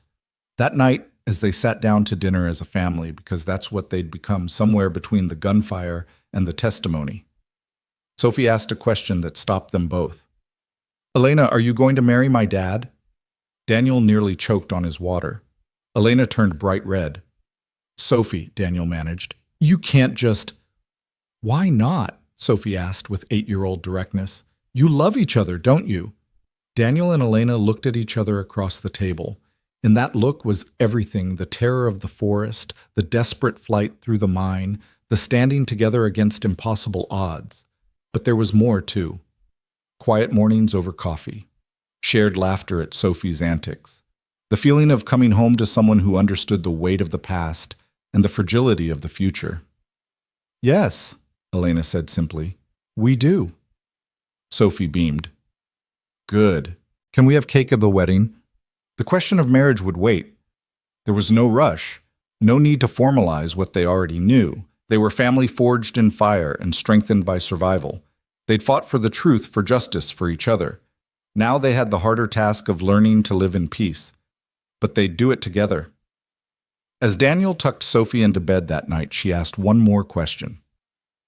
Daddy, are you happy? He thought about Tom Brennan, who'd died saving them. About Sarah, whose death had finally been avenged. About Marcus Kane, whose darkness had ultimately consumed him. About all the ghosts that would always be with him. Then he thought about Elena downstairs humming while she did dishes. About Sophie safe and loved and looking forward to tomorrow.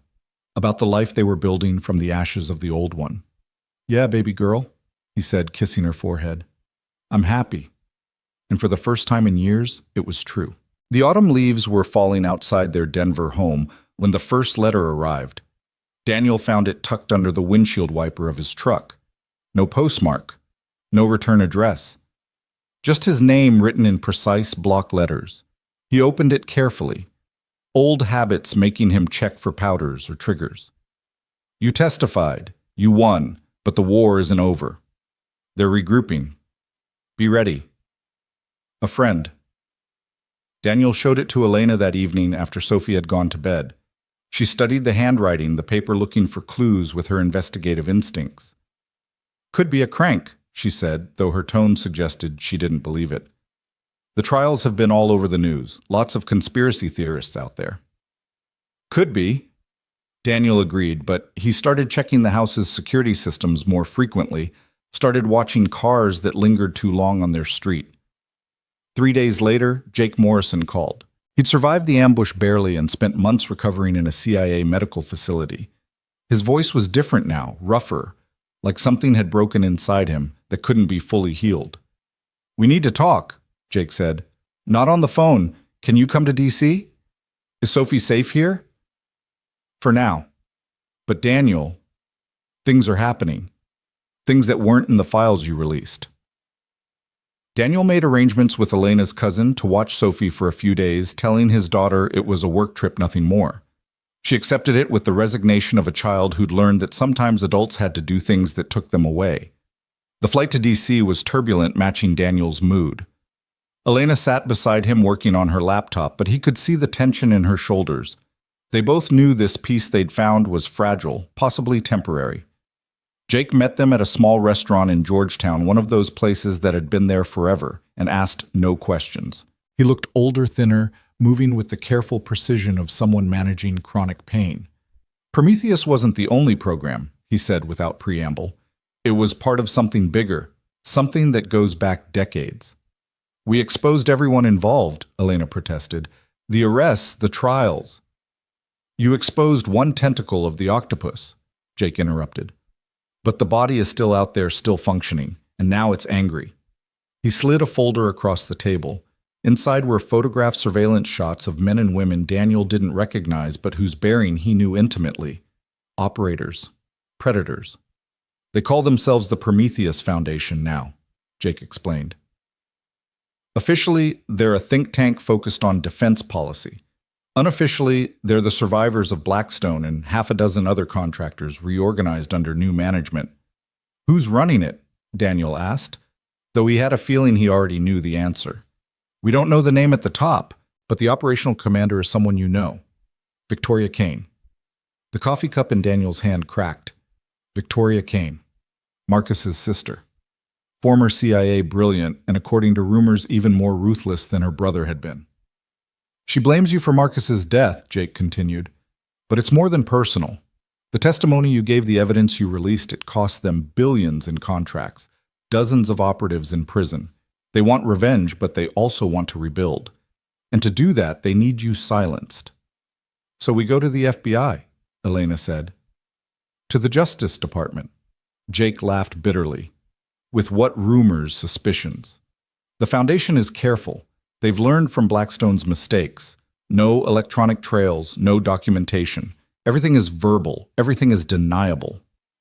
Then why tell us? Daniel asked. Because they're planning something. My sources say it's big something that will restore their credibility and funding. And somehow you're part of it. Daniel's mind raced through possibilities, but there were too many variables, too many unknowns. He needed more information, but getting it would mean stepping back into the shadows he'd been trying to escape. There's more, Jake said, his voice dropping. They have someone inside, someone close to the investigation, maybe even close to you. That's how they've been staying ahead of law enforcement. The words chilled Daniel more than any direct threat could have. Someone close to them was a traitor. Someone they trusted was feeding information to their enemies. They flew back to Denver that night, both of them silent during the flight processing what Jake had told them. As they drove home from the airport, Daniel noticed the tail immediately. Black sedan, professional spacing, textbook surveillance. We have company, he told Elena. She didn't turn around, didn't react visibly. How many pull? Just one car. They want us to know they're there, like. It was a message. We can reach you whenever we want. Daniel's hands tightened on the steering wheel, but he kept driving normally. No point in escalating, not with Sophie waiting at home. The sedan followed them all the way to their street, then continued past as they turned into their driveway. Through the living room window, Daniel could see Sophie doing homework at the kitchen table, Elena's cousin helping her with math problems. Normal. Safe. For now. That night, after everyone was asleep, Daniel sat in the dark living room watching the street through a gap in the curtains. The sedan was back parked 3 houses down, engine off, but occupied. They weren't even trying to hide anymore. Elena found him there at 3 a.m. She didn't say anything, just sat beside him and took his hand. We can't live like this, she said finally. I know. Sophie deserves better. I know.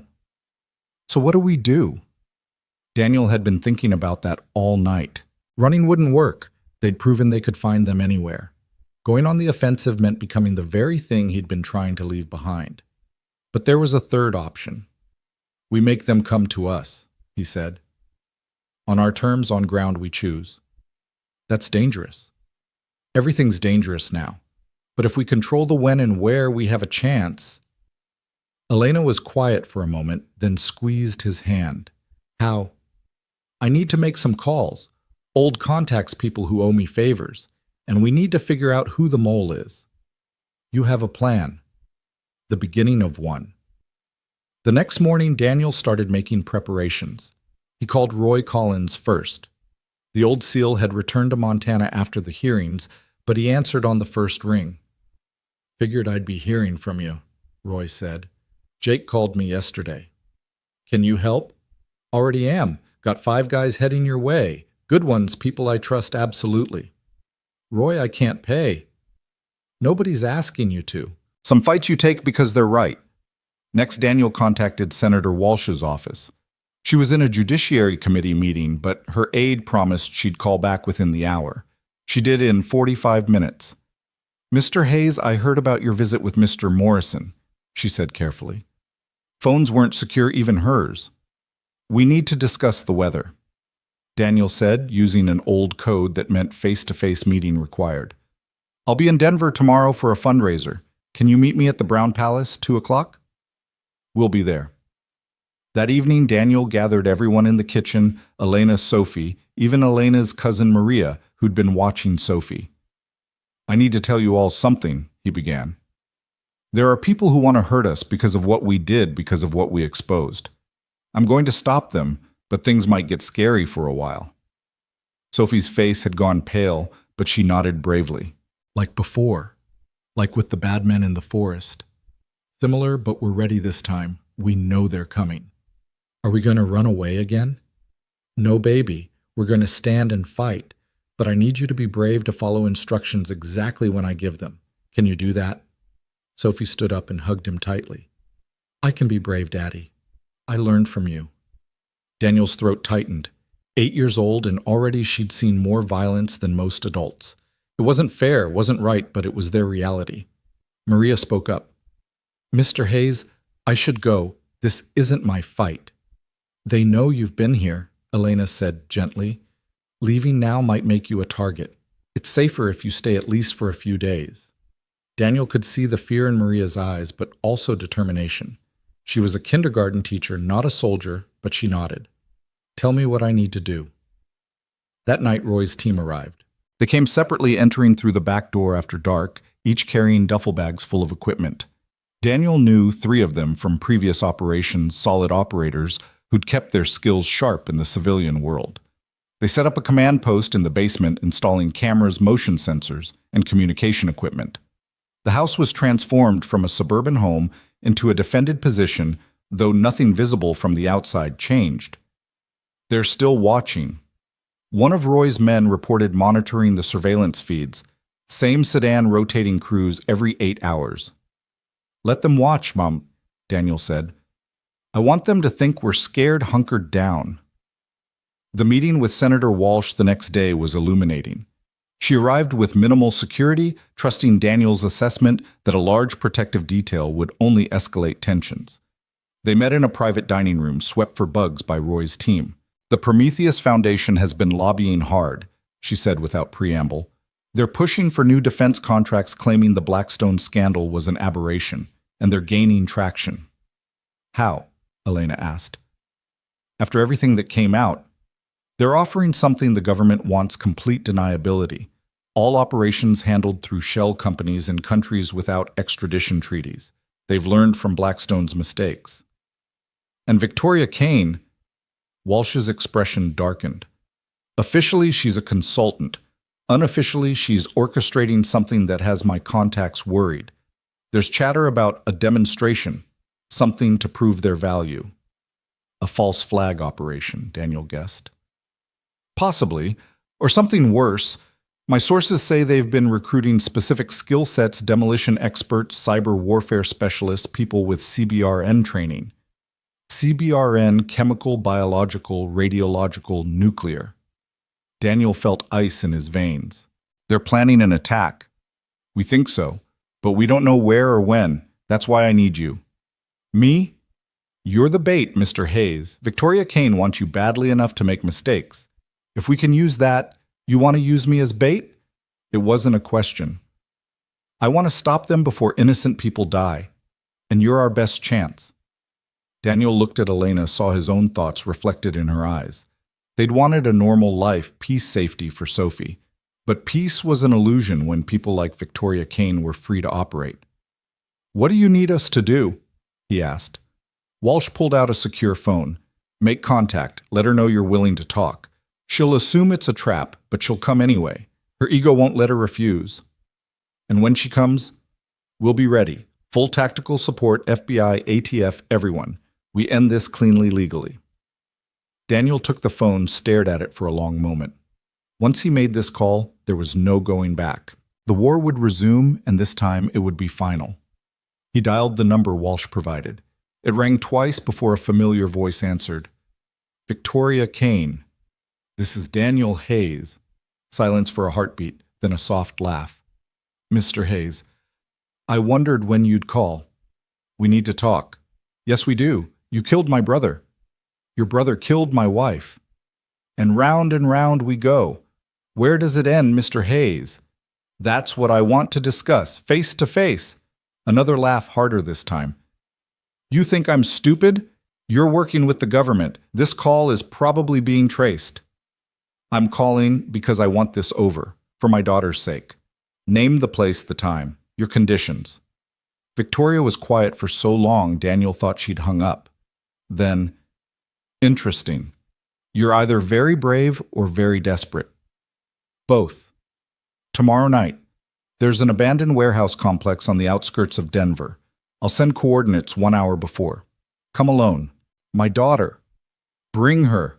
Bring the journalist too. This concerns all of you. The line went dead. Daniel looked at Walsh, who was already on another phone coordinating with her team. She knows it's a trap, Elena said. Yes, Daniel agreed, but she'll come anyway. She can't resist the opportunity. They spent the next day preparing. Roy's team scouted possible locations for the meet, identifying likely warehouse complexes. The FBI positioned response teams around the city ready to move once they had a location. Elena worked with Maria to create a safe room in the house, somewhere Sophie could hide if things went wrong. As the sun set, Daniel stood in his daughter's room, watching her pack a small backpack with her most important possessions, her stuffed elephant, a photo of her mother, a book Daniel had been reading to her. "Are we going to be okay, Daddy?" she asked. Daniel knelt beside her, choosing his words carefully. "I'm going to do everything I can to keep you safe. And there are good people helping us, people who want to stop the bad ones." "But you can't promise." It wasn't a question. His 8-year-old daughter had learned that promises about safety were wishes, not guarantees. "No," he admitted. "I can't promise. But I can promise I'll fight for you with everything I have." Sophie hugged him tightly. "I know you will." The coordinates came exactly 1 hour before the meet. An abandoned meatpacking plant on the industrial east side closed for a decade. Roy's team was already moving, setting up overwatch positions. The FBI was coordinating their approach, careful not to spook Victoria's people. Daniel, Elena, and Sophie drove alone in their truck, following the GPS to the designated location. The building loomed against the night sky, dark and skeletal. A single light burned in a loading dock door. "Remember the plan?" Daniel told Elena. "If things go bad, I get Sophie out." "I know." They parked and walked toward the light, Sophie between them. Daniel could feel crosshairs on his back, knew Victoria's people were watching, but Roy's team was out there too, guardian angels in the darkness. The loading dock led to a massive refrigeration room, empty, except for Victoria Kane and 6 operators. She was smaller than Daniel had expected, but her presence filled the space. She had Marcus's eyes, cold, calculating, predatory. "Mr. Hayes," she said pleasantly. "Ms. Marquez.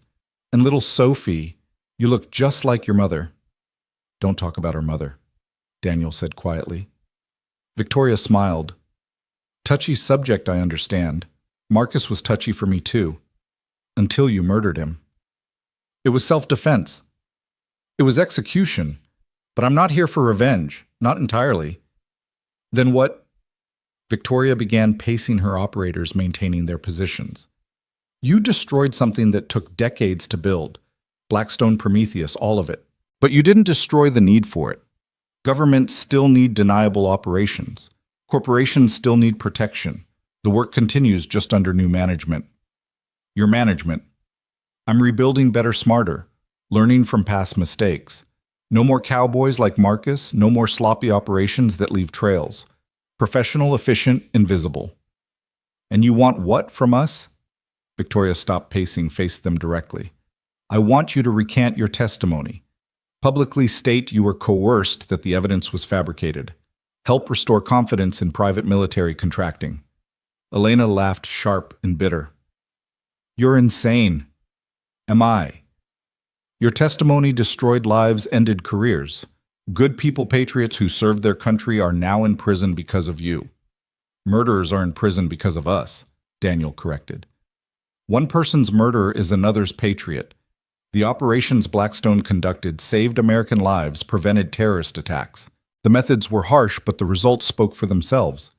You killed civilians, children. Collateral damage in a larger war. Something you once understood, Mr. Hayes. How many innocents did you kill in the name of freedom?" The words hit home as she'd known they would. Daniel had killed in service to his country, had made peace with necessary evils. But there was a line, and Blackstone had crossed it. "I won't recant," he said firmly. "Neither will Elena." "I thought you might say that." Victoria pulled out a tablet showing a live feed. It was Sophie's school children playing in the yard. "Cute school, very progressive, minimal security." Daniel stepped forward, but the operators raised their weapons. "You touch one child." "I won't have to. You're going to cooperate, or accidents will happen. Not just at the school, but everywhere you go. Your friends, Elena's family, everyone you care about will be in danger. Unless what? You work for me. One job using your particular skills. Complete it successfully, and we disappear from your lives forever." "What job?" Victoria smiled. "There's a senator causing problems for our rebuilding efforts. Patricia Walsh. She needs to have an accident." The temperature in the room seemed to drop. Senator Walsh, who'd helped them, who was standing against the foundation. "I won't kill for you," Daniel said. "You've killed for worse people. At least with me you know what you're getting. Complete transparency, just one life to save dozens." "No." "Then Sophie will grow up without a father, and probably without Elena too. Accidents are so common these days."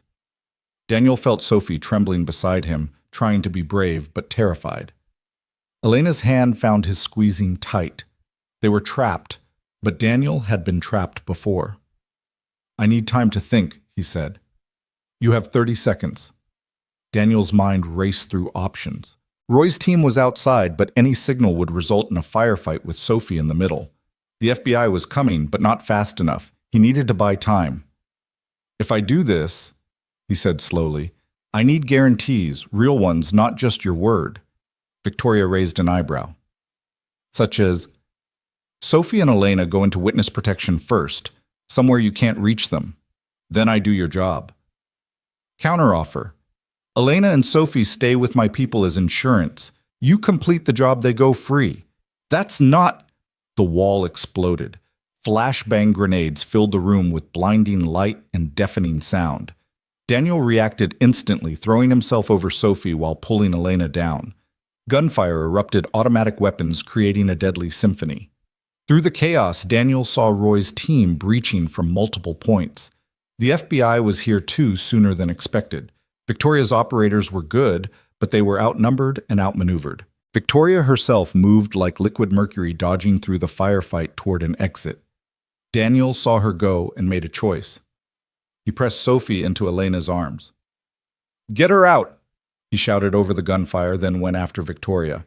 She was fast, but Daniel knew how she'd been trained, could predict her movements. He caught her at the exit, tackling her to the ground. They rolled, fighting with brutal efficiency. Victoria was skilled, using every dirty trick in the book. She went for his eyes, his throat, the bullet wound in his shoulder that had never fully healed. But Daniel had advantages, size, strength, and the rage of a father protecting his child. The fight ended when Victoria pulled a knife. Daniel caught her wrist twisted until the blade fell, then put her in a chokehold. Unlike with Marcus, he didn't hesitate. He held on until she went limp, unconscious, but alive. He wanted her to face justice, to rot in a cell thinking about her failures. He zip-tied her hands and feet, then looked back at the refrigeration room. The firefight was over. Victoria's operators were down, dead or captured. Roy stood in the center, weapon still raised, scanning for threats. "Sophie!" Daniel called out. "Here, Daddy!" She ran to him, Elena close behind. They were dusty, scared, but unharmed. Daniel pulled them both close, feeling their hearts beat against his chest. "It's over," he said, though he wasn't sure he believed it. Senator Walsh arrived with the FBI cleanup team, surveying the scene with grim satisfaction. "Victoria Kane and 6 operators in custody," she said, "plus the intel from their communications equipment. This is Big Daniel. This breaks the foundation wide open." "There are others," Daniel said. She mentioned someone above her, someone funding all this. "We'll find them. With Victoria in custody, people will talk. They always do when facing life in federal prison." But Victoria wasn't talking. Even in custody, even facing multiple life sentences, she maintained her silence. Her lawyers, expensive ones who appeared from nowhere, fought every charge, challenged every piece of evidence. Weeks passed. The trial was set, witnesses prepared, but Daniel couldn't shake the feeling that something was wrong. Victoria was too calm, too confident for someone facing life in prison. The answer came at 3 in the morning, exactly 1 month after the warehouse confrontation. Daniel woke to the sound of Sophie screaming. He ran to her room, found her sitting up in bed, pointing at the window. There was something attached to the glass, a photo. Daniel approached, carefully examining it in the moonlight. It was a picture of Victoria Kane, in a business suit, standing outside a federal courthouse. Free. The phone rang. Daniel answered, already knowing who it would be. "Hello, Daniel." Victoria's voice was smooth, amused. "Did you really think prison could hold me?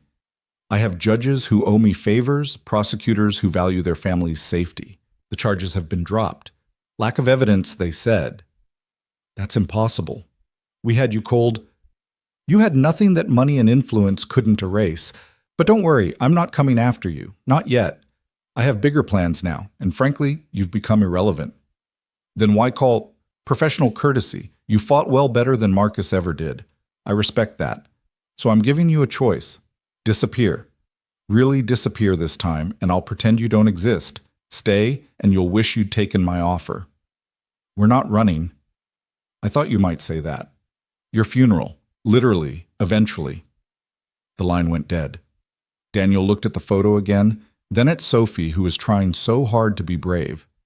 "Pack a bag," he told her gently. "We're going on a trip." But they didn't run. Instead, Daniel called every contact he had. Every favor owed every person who'd ever stood against corruption and violence. If the system couldn't hold Victoria Kane, then they'd have to find another way. Elena worked her media contacts, ensuring Victoria's release became a scandal. Public pressure mounted for a new investigation, one that couldn't be corrupted or influenced. Roy's team became permanent fixtures, rotating shifts to maintain security. Other veterans joined them, men and women who'd heard the story and refused to let Victoria win. Senator Walsh, though frustrated by the legal failure, continued pushing for congressional action. New laws were proposed, oversight committees formed, all aimed at preventing another Blackstone, another Prometheus Foundation. And somewhere in the shadows, Victoria Kane watched and waited, planning her next move in a game that seemed to have no end. But Daniel was done being reactive, done waiting for the next attack. If Victoria wanted a war, he'd give her one. Not with violence that was her way, not his anymore, but with truth, persistence, and the unwavering determination of a father protecting his family. The real fight was just beginning. The weeks following Victoria's release became a careful dance of vigilance and investigation. Daniel transformed their Denver home into something more than a fortress. It became a command center for a different kind of warfare. Elena worked tirelessly, her laptop always open, tracking shell companies and financial transactions that might lead to Victoria's backers. Every morning, Sophie asked the same question at breakfast. "Are we safe today, Daddy?" And every morning, Daniel gave the same answer, "Today we are." It was Roy who found the first real lead. He arrived one evening with mud on his boots and exhaustion etched into his face, having driven straight from Montana after meeting with an old CIA contact. "Victoria isn't working alone," he said, spreading documents across the kitchen table. "She's partnered with someone called the Architect. Nobody knows their real name, but they've been orchestrating private military operations since the Cold War." Elena studied the documents, her journalist instincts firing. "These financial patterns, they go back 40 years. This person has been building a shadow empire. And Victoria is their newest general," Daniel added, piecing together the implications. "She gets operational control, they provide resources and protection." Sophie wandered into the kitchen, clutching her stuffed elephant. She'd been having trouble sleeping again, dark circles under her young eyes. "What are you looking at?" Daniel's instinct was to shield her, but Elena touched his arm gently. "She deserves to know what we're facing," she said quietly. So Daniel lifted Sophie onto his lap and explained in simple terms about the bad people who were still out there, about how they were working to stop them. Sophie listened solemnly, then asked a question that cut straight to the heart of the matter. "Why don't the police just arrest them?" "Because these people have money and power," Elena explained. "They've made friends with some of the people who are supposed to stop them." "That's not fair," Sophie said with the absolute moral clarity of childhood. "No," Daniel agreed. "It's not. That's why we have to be smarter than they are." That night after Sophie finally fell asleep, Daniel found Elena on the back porch staring out at the darkness beyond their yard.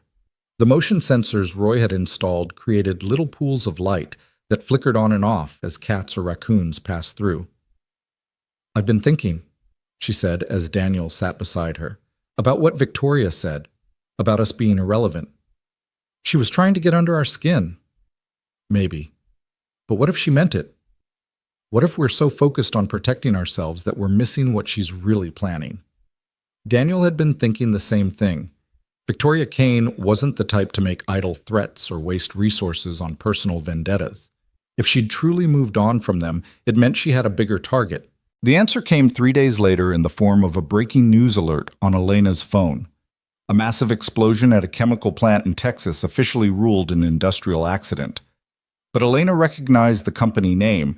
It was a Department of Defense contractor that manufactured specialized materials for military applications. "That's the third one this month," she said, pulling up her files. "A weapons depot in Nevada, a research facility in Virginia. Now this." She's targeting defense infrastructure, Daniel realized. But why? What's the pattern? They spent hours mapping the attacks looking for connections. It was Sophie doing her homework at the same table who inadvertently provided the answer. "These are all on my map," she said, pointing to her social studies assignment about American military bases. "My teacher said these places help protect our soldiers." Daniel looked closer. Sophie was right. Each attacked facility was a crucial supplier for overseas military operations.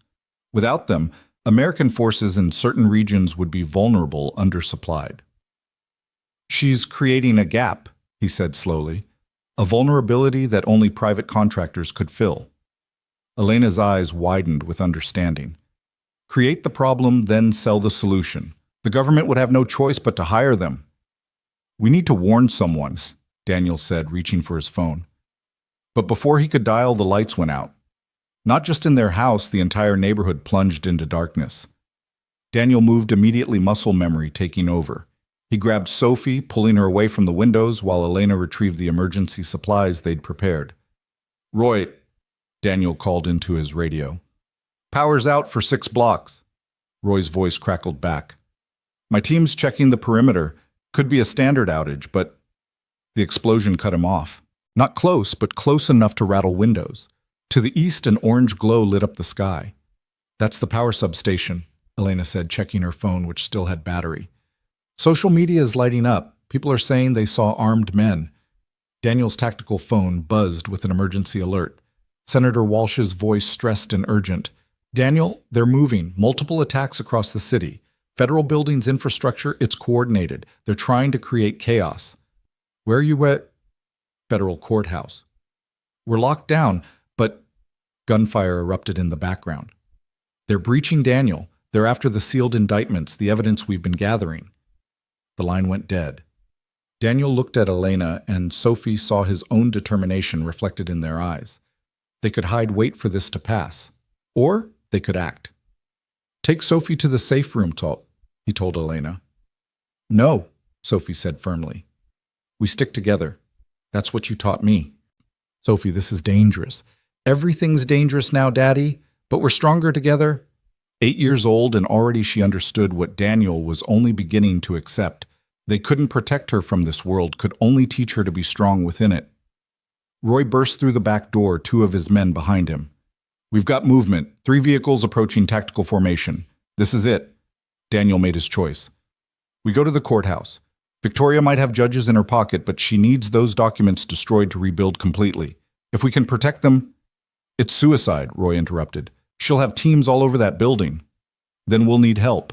Daniel pulled out his phone and did something he'd sworn he'd never do. He activated an emergency protocol from his SEAL days, a number that would connect him to Active Duty Special Operations Command. "This is Lieutenant Commander Hayes, authentication code Whiskey 779er. I have actionable intelligence on an active terrorist threat. Request immediate QRF support at the following coordinates." The voice on the other end was professionally skeptical. "Sir, you're listed as retired. Check with Admiral Morrison at JSOC. Tell him Daniel Hayes says the Prometheus Foundation is attacking federal facilities in Denver. He'll confirm my credentials." There was a pause then. Stand by. While they waited, Roy's team engaged the approaching vehicles. The firefight was brief but intense, the attackers not expecting such professional resistance. 2 vehicles retreated, the third was disabled, its occupants captured. The phone rang. Admiral Morrison himself, Daniel's old commanding officer. Hayes, what the hell is going on? Daniel explained quickly, efficiently, the way he'd been trained to deliver battlefield intelligence. Morrison listened, then swore creatively. I can have a team there in 30 minutes. Can you hold until then? We're not staying here, sir. We're going to the courthouse. Negative, that's... Sir, with respect, I'm a civilian now. I'm telling you where we'll be. Support or don't, but we're going. Morrison was quiet for a moment. You always were a stubborn son of a bitch. 30 minutes, Hayes. Try not to die before my boys get there. They moved fast, taking Roy's armored SUV. The city was in chaos, sirens everywhere, smoke rising from multiple locations. Victoria had turned Denver into a war zone, but Daniel recognized the tactic. Most of it was distraction designed to spread law enforcement thin. The real objective was the courthouse. They approached from the west using side streets to avoid the main combat zones. 3 blocks away, they could see the courthouse was under siege. Multiple breaching points, professional assault tactics. Victoria had brought an army. There, Elena pointed to a parking garage adjacent to the courthouse. We can access the underground tunnels from there. Daniel looked at her in surprise. I'm a journalist, she said with a slight smile.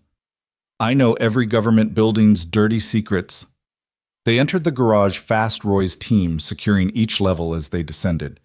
The tunnel entrance was hidden behind a maintenance panel exactly where Elena said it would be. The tunnel was dark, narrow, and smelled of decades of decay. Sophie walked between Daniel and Elena, her small hand gripping her father's tightly. Behind them, Roy and his men moved like shadows, weapons ready. They emerged in the courthouse basement to find chaos. Federal agents were engaged in a running battle with Victoria's operators, the hallways filled with smoke and gunfire. Daniel recognized the defensive positions. The agents were being pushed back systematically. We need to get to the evidence room. Senator Walsh's aide, Jennifer, appeared from behind an overturned desk, blood running from a gash on her forehead. 4th floor, but the elevators are down and the stairwells are compromised. Not all of them, Daniel said. During his testimony months ago, he'd memorized the building layout, another old habit. There's a service stairwell on the north side, probably not on their assault plan. They moved through the building like ghosts, avoiding the main firefights. The service stairwell was clear, but Daniel could hear footsteps above. Someone else had the same idea. Roy, take your team, flank them from the main corridor. We'll hit them from behind. Roy nodded and disappeared with his men. Daniel, Elena, and Sophie climbed quietly, Daniel carrying Sophie to keep her steps silent. On the 4th floor, they could hear voices, Victoria's men discussing explosive placement. They're going to blow the evidence room, Elena whispered. Daniel set Sophie down in an alcove. Stay here. Don't move until I come back. Promise you'll come back, Sophie said, her voice small but steady. I promise. Daniel and Elena crept forward. 3 men were rigging charges to the evidence room door, focused on their task. Daniel moved first, silent as death, taking down the nearest man with a chokehold. Elena grabbed his weapon, covering the corridor as Daniel engaged the other 2. The fight was brutal but brief. Daniel's training combined with the element of surprise gave him the advantage. Within seconds, all 3 were unconscious. He quickly disarmed the explosives, a simple setup designed for destruction rather than sophistication. Roy's team appeared from the main corridor, having cleared their section. Evidence room secure, but we've got a bigger problem. Victoria's here 5th floor. She's got the judge who was overseeing the sealed indictments. Judge Patterson. Daniel knew him, an honest man who'd refused to be bought or intimidated. If Victoria had him, she could force him to void the indictments, destroy the legal framework they'd built against the Foundation. Elena, get Sophie and get to the evidence room. Download everything you can to off-site servers. What are you going to do? End this. Daniel took 2 of Roy's men and headed for the 5th floor. The courthouse's executive level was eerily quiet after the chaos below. They found Victoria in the judge's chambers, 2 operators flanking her while she held a gun to Judge Patterson's head. Daniel, she said without turning around, I wondered when you'd show up. Hero Complex is so predictable. Let him go, Victoria. It's over. The military's coming. Your operation's blown. She turned then smiling. Is it I've destroyed half the evidence, corrupted the rest.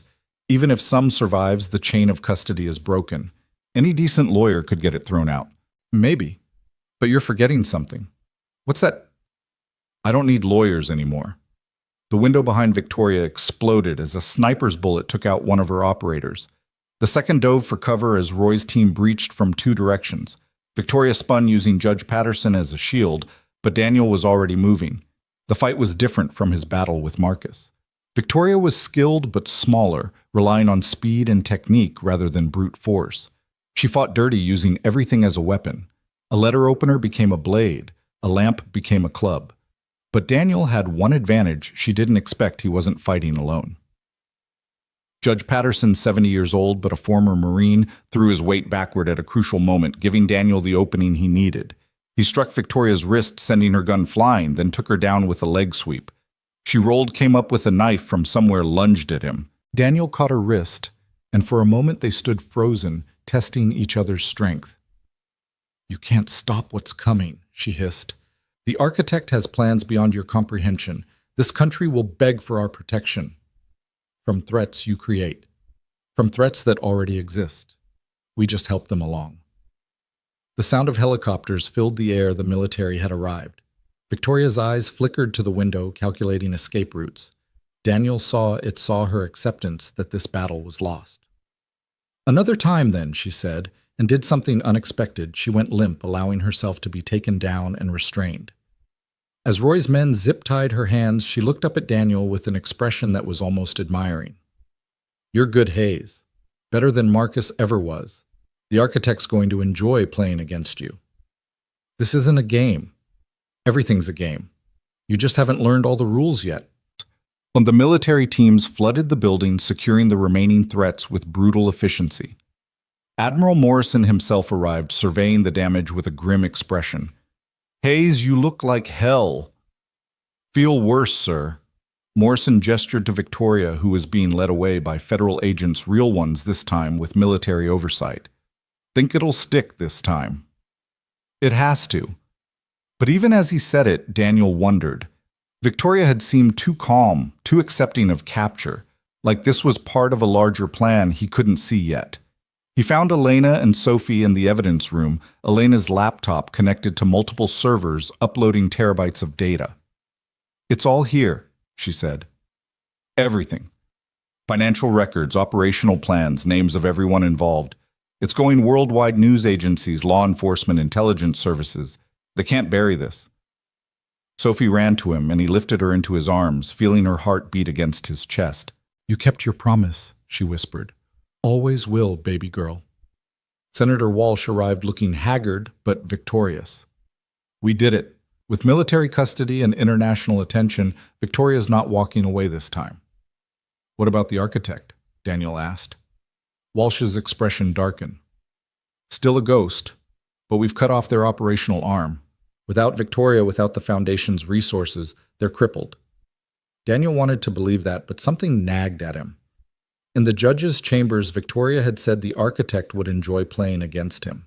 Not would have enjoyed. Would enjoy. Present tense. Future tense. The cleanup took hours. By dawn, Denver looked like a war zone, smoke still rising from multiple locations. Emergency vehicles everywhere. The attack was already being called the worst domestic terrorism incident in a decade. Victoria Kane's face was on every news channel, the Prometheus Foundation's activities dissected by every analyst. But in the suburban home where Daniel, Elena, and Sophie finally returned exhausted and battered, a package waited on the doorstep. No postmark, no delivery service markings. Just Daniel's name in elegant handwriting. Inside was a chess piece, a black king, and a note. "Well played, Mr. Hayes, but the game is far from over. Your move. The architect." Daniel showed it to Elena, who was helping Sophie with the minor cuts and bruises she'd acquired during their escape. "They're still out there," she said quietly. "Yes. We can't keep living like this. Sophie can't keep living like this." Daniel looked at his daughter, brave beyond her years, but still just a child who deserves safety, normalcy, peace. Then he looked at the chess piece, understanding the message. The architects saw this as a game, but games had rules, patterns, strategies that could be learned and countered. Then we changed the rules, he said. Over the next weeks as Victoria's trial began, this time under military tribunal with no possibility of judicial corruption. Daniel began his own investigation into the architect. He reached out to contacts worldwide following financial threads that went back decades. Elena used her journalistic network to uncover patterns connections that others had missed. And slowly, a picture began to emerge. The architect wasn't one person, but a position passed down through generations. A shadow organization that had been manipulating conflicts since World War II, playing all sides, profiting from chaos. They're not just war profiteers, Elena said one evening, surrounded by documents and laptop screens. They're war creators. Every major conflict in the last 50 years has their fingerprints on it. Then we expose them, like we did with Blackstone. It's not that simple. They've had decades to hide their tracks to embed themselves in legitimate businesses' governments. They're like a cancer that's metastasized throughout the entire system. Sophie, doing homework at the same table, looked up. In science class, we learned that to fight cancer, sometimes you need to make the body stronger, not just attack the disease. Daniel and Elena exchanged glances, from the mouths of babes again. She's right, Elena said slowly. We can't just fight them. We need to build something stronger, a network of our own. And so they began. Using the credibility earned from exposing Blackstone and stopping Victoria, they reached out to others who'd fought similar battles. Journalists who'd been threatened for investigating corruption, veterans who'd refused illegal orders, law enforcement officers who'd stood against infiltration by criminal elements. It started small, a secure communication network sharing intelligence and resources. But it grew. Within 6 months, they had cells in 12 countries, all committed to exposing and fighting the shadow organizations that thrived on conflict and chaos. Victoria, from her military prison cell, somehow got a message to Daniel, "You're learning. The architect must be pleased." Daniel didn't respond, but he understood now. This wasn't about winning a single battle or even a war. This was about evolution, about becoming something capable of fighting an enemy that had evolved over decades. Sophie grew stronger too, though Daniel wished she didn't have to. She learned self-defense from Roy, investigation techniques from Elena. And from Daniel, she learned the most important lesson, that standing against evil wasn't a choice but a responsibility, especially for those strong enough to fight. 1 year after the Denver attack, they received another package. This time it contained a white king and a simple message, "Your move was unexpected. Interesting. The game continues." Daniel placed the white king next to the black one on his desk. The architect was right. The game did continue. But now Daniel wasn't playing alone. He had Elena, brilliant and unbreakable. He had Sophie, growing into someone who would someday be stronger than all of them. He had Roy and his team, Senator Walsh and her allies, and a growing network of people who refused to let the shadows win. The war wasn't over. It might never be truly over. But for the first time since Sarah's death, since that night in the rain, when a wounded woman stumbled out of the forest, Daniel felt something he'd thought lost forever. Hope. Not hope that the fight would end, but hope that it was worth fighting. Hope that Sophie would inherit a world where the architects and Victoria Keynes couldn't operate with impunity. Hope that the truth properly wielded was stronger than all the lies money could buy.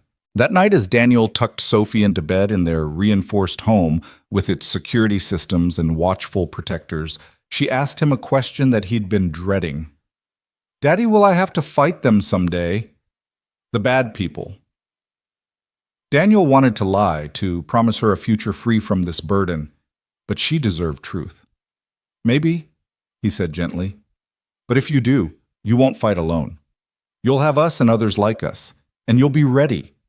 Sophie nodded, accepting this with the matter-of-fact courage that still amazed him. Good, because someone needs to stop them. Someone always needs to stand up to bullies. After she fell asleep, Daniel stood in her doorway for a long moment, watching her breathe peacefully, despite everything she'd endured. Elena appeared beside him, slipping her hand into his. "We've given her a hard life," Elena said quietly. "We've given her a meaningful life," Daniel corrected. "That's rare and more valuable." Outside, Roy's team maintained their watch. Somewhere in the world, the architect was planning their next move. Victoria Kane sat in a cell she'd never escaped from her empire in ruins. And in Denver, in a suburban home that had become a fortress of hope, a family forged by fire, prepared for whatever came next.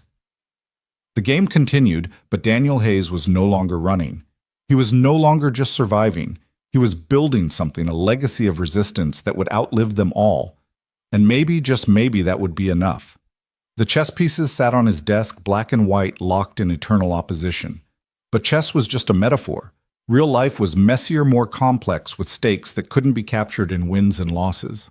Real life was Sophie's laughter, Elena's determination, the brotherhood of warriors who'd chosen justice over profit. Real life was worth fighting for, and so they would fight for as long as it took against whatever came together. The war was far from over, but for tonight in this moment, they were winning. And that was enough. Tomorrow would bring new challenges, new threats, new battles. The architect would move and they would counter.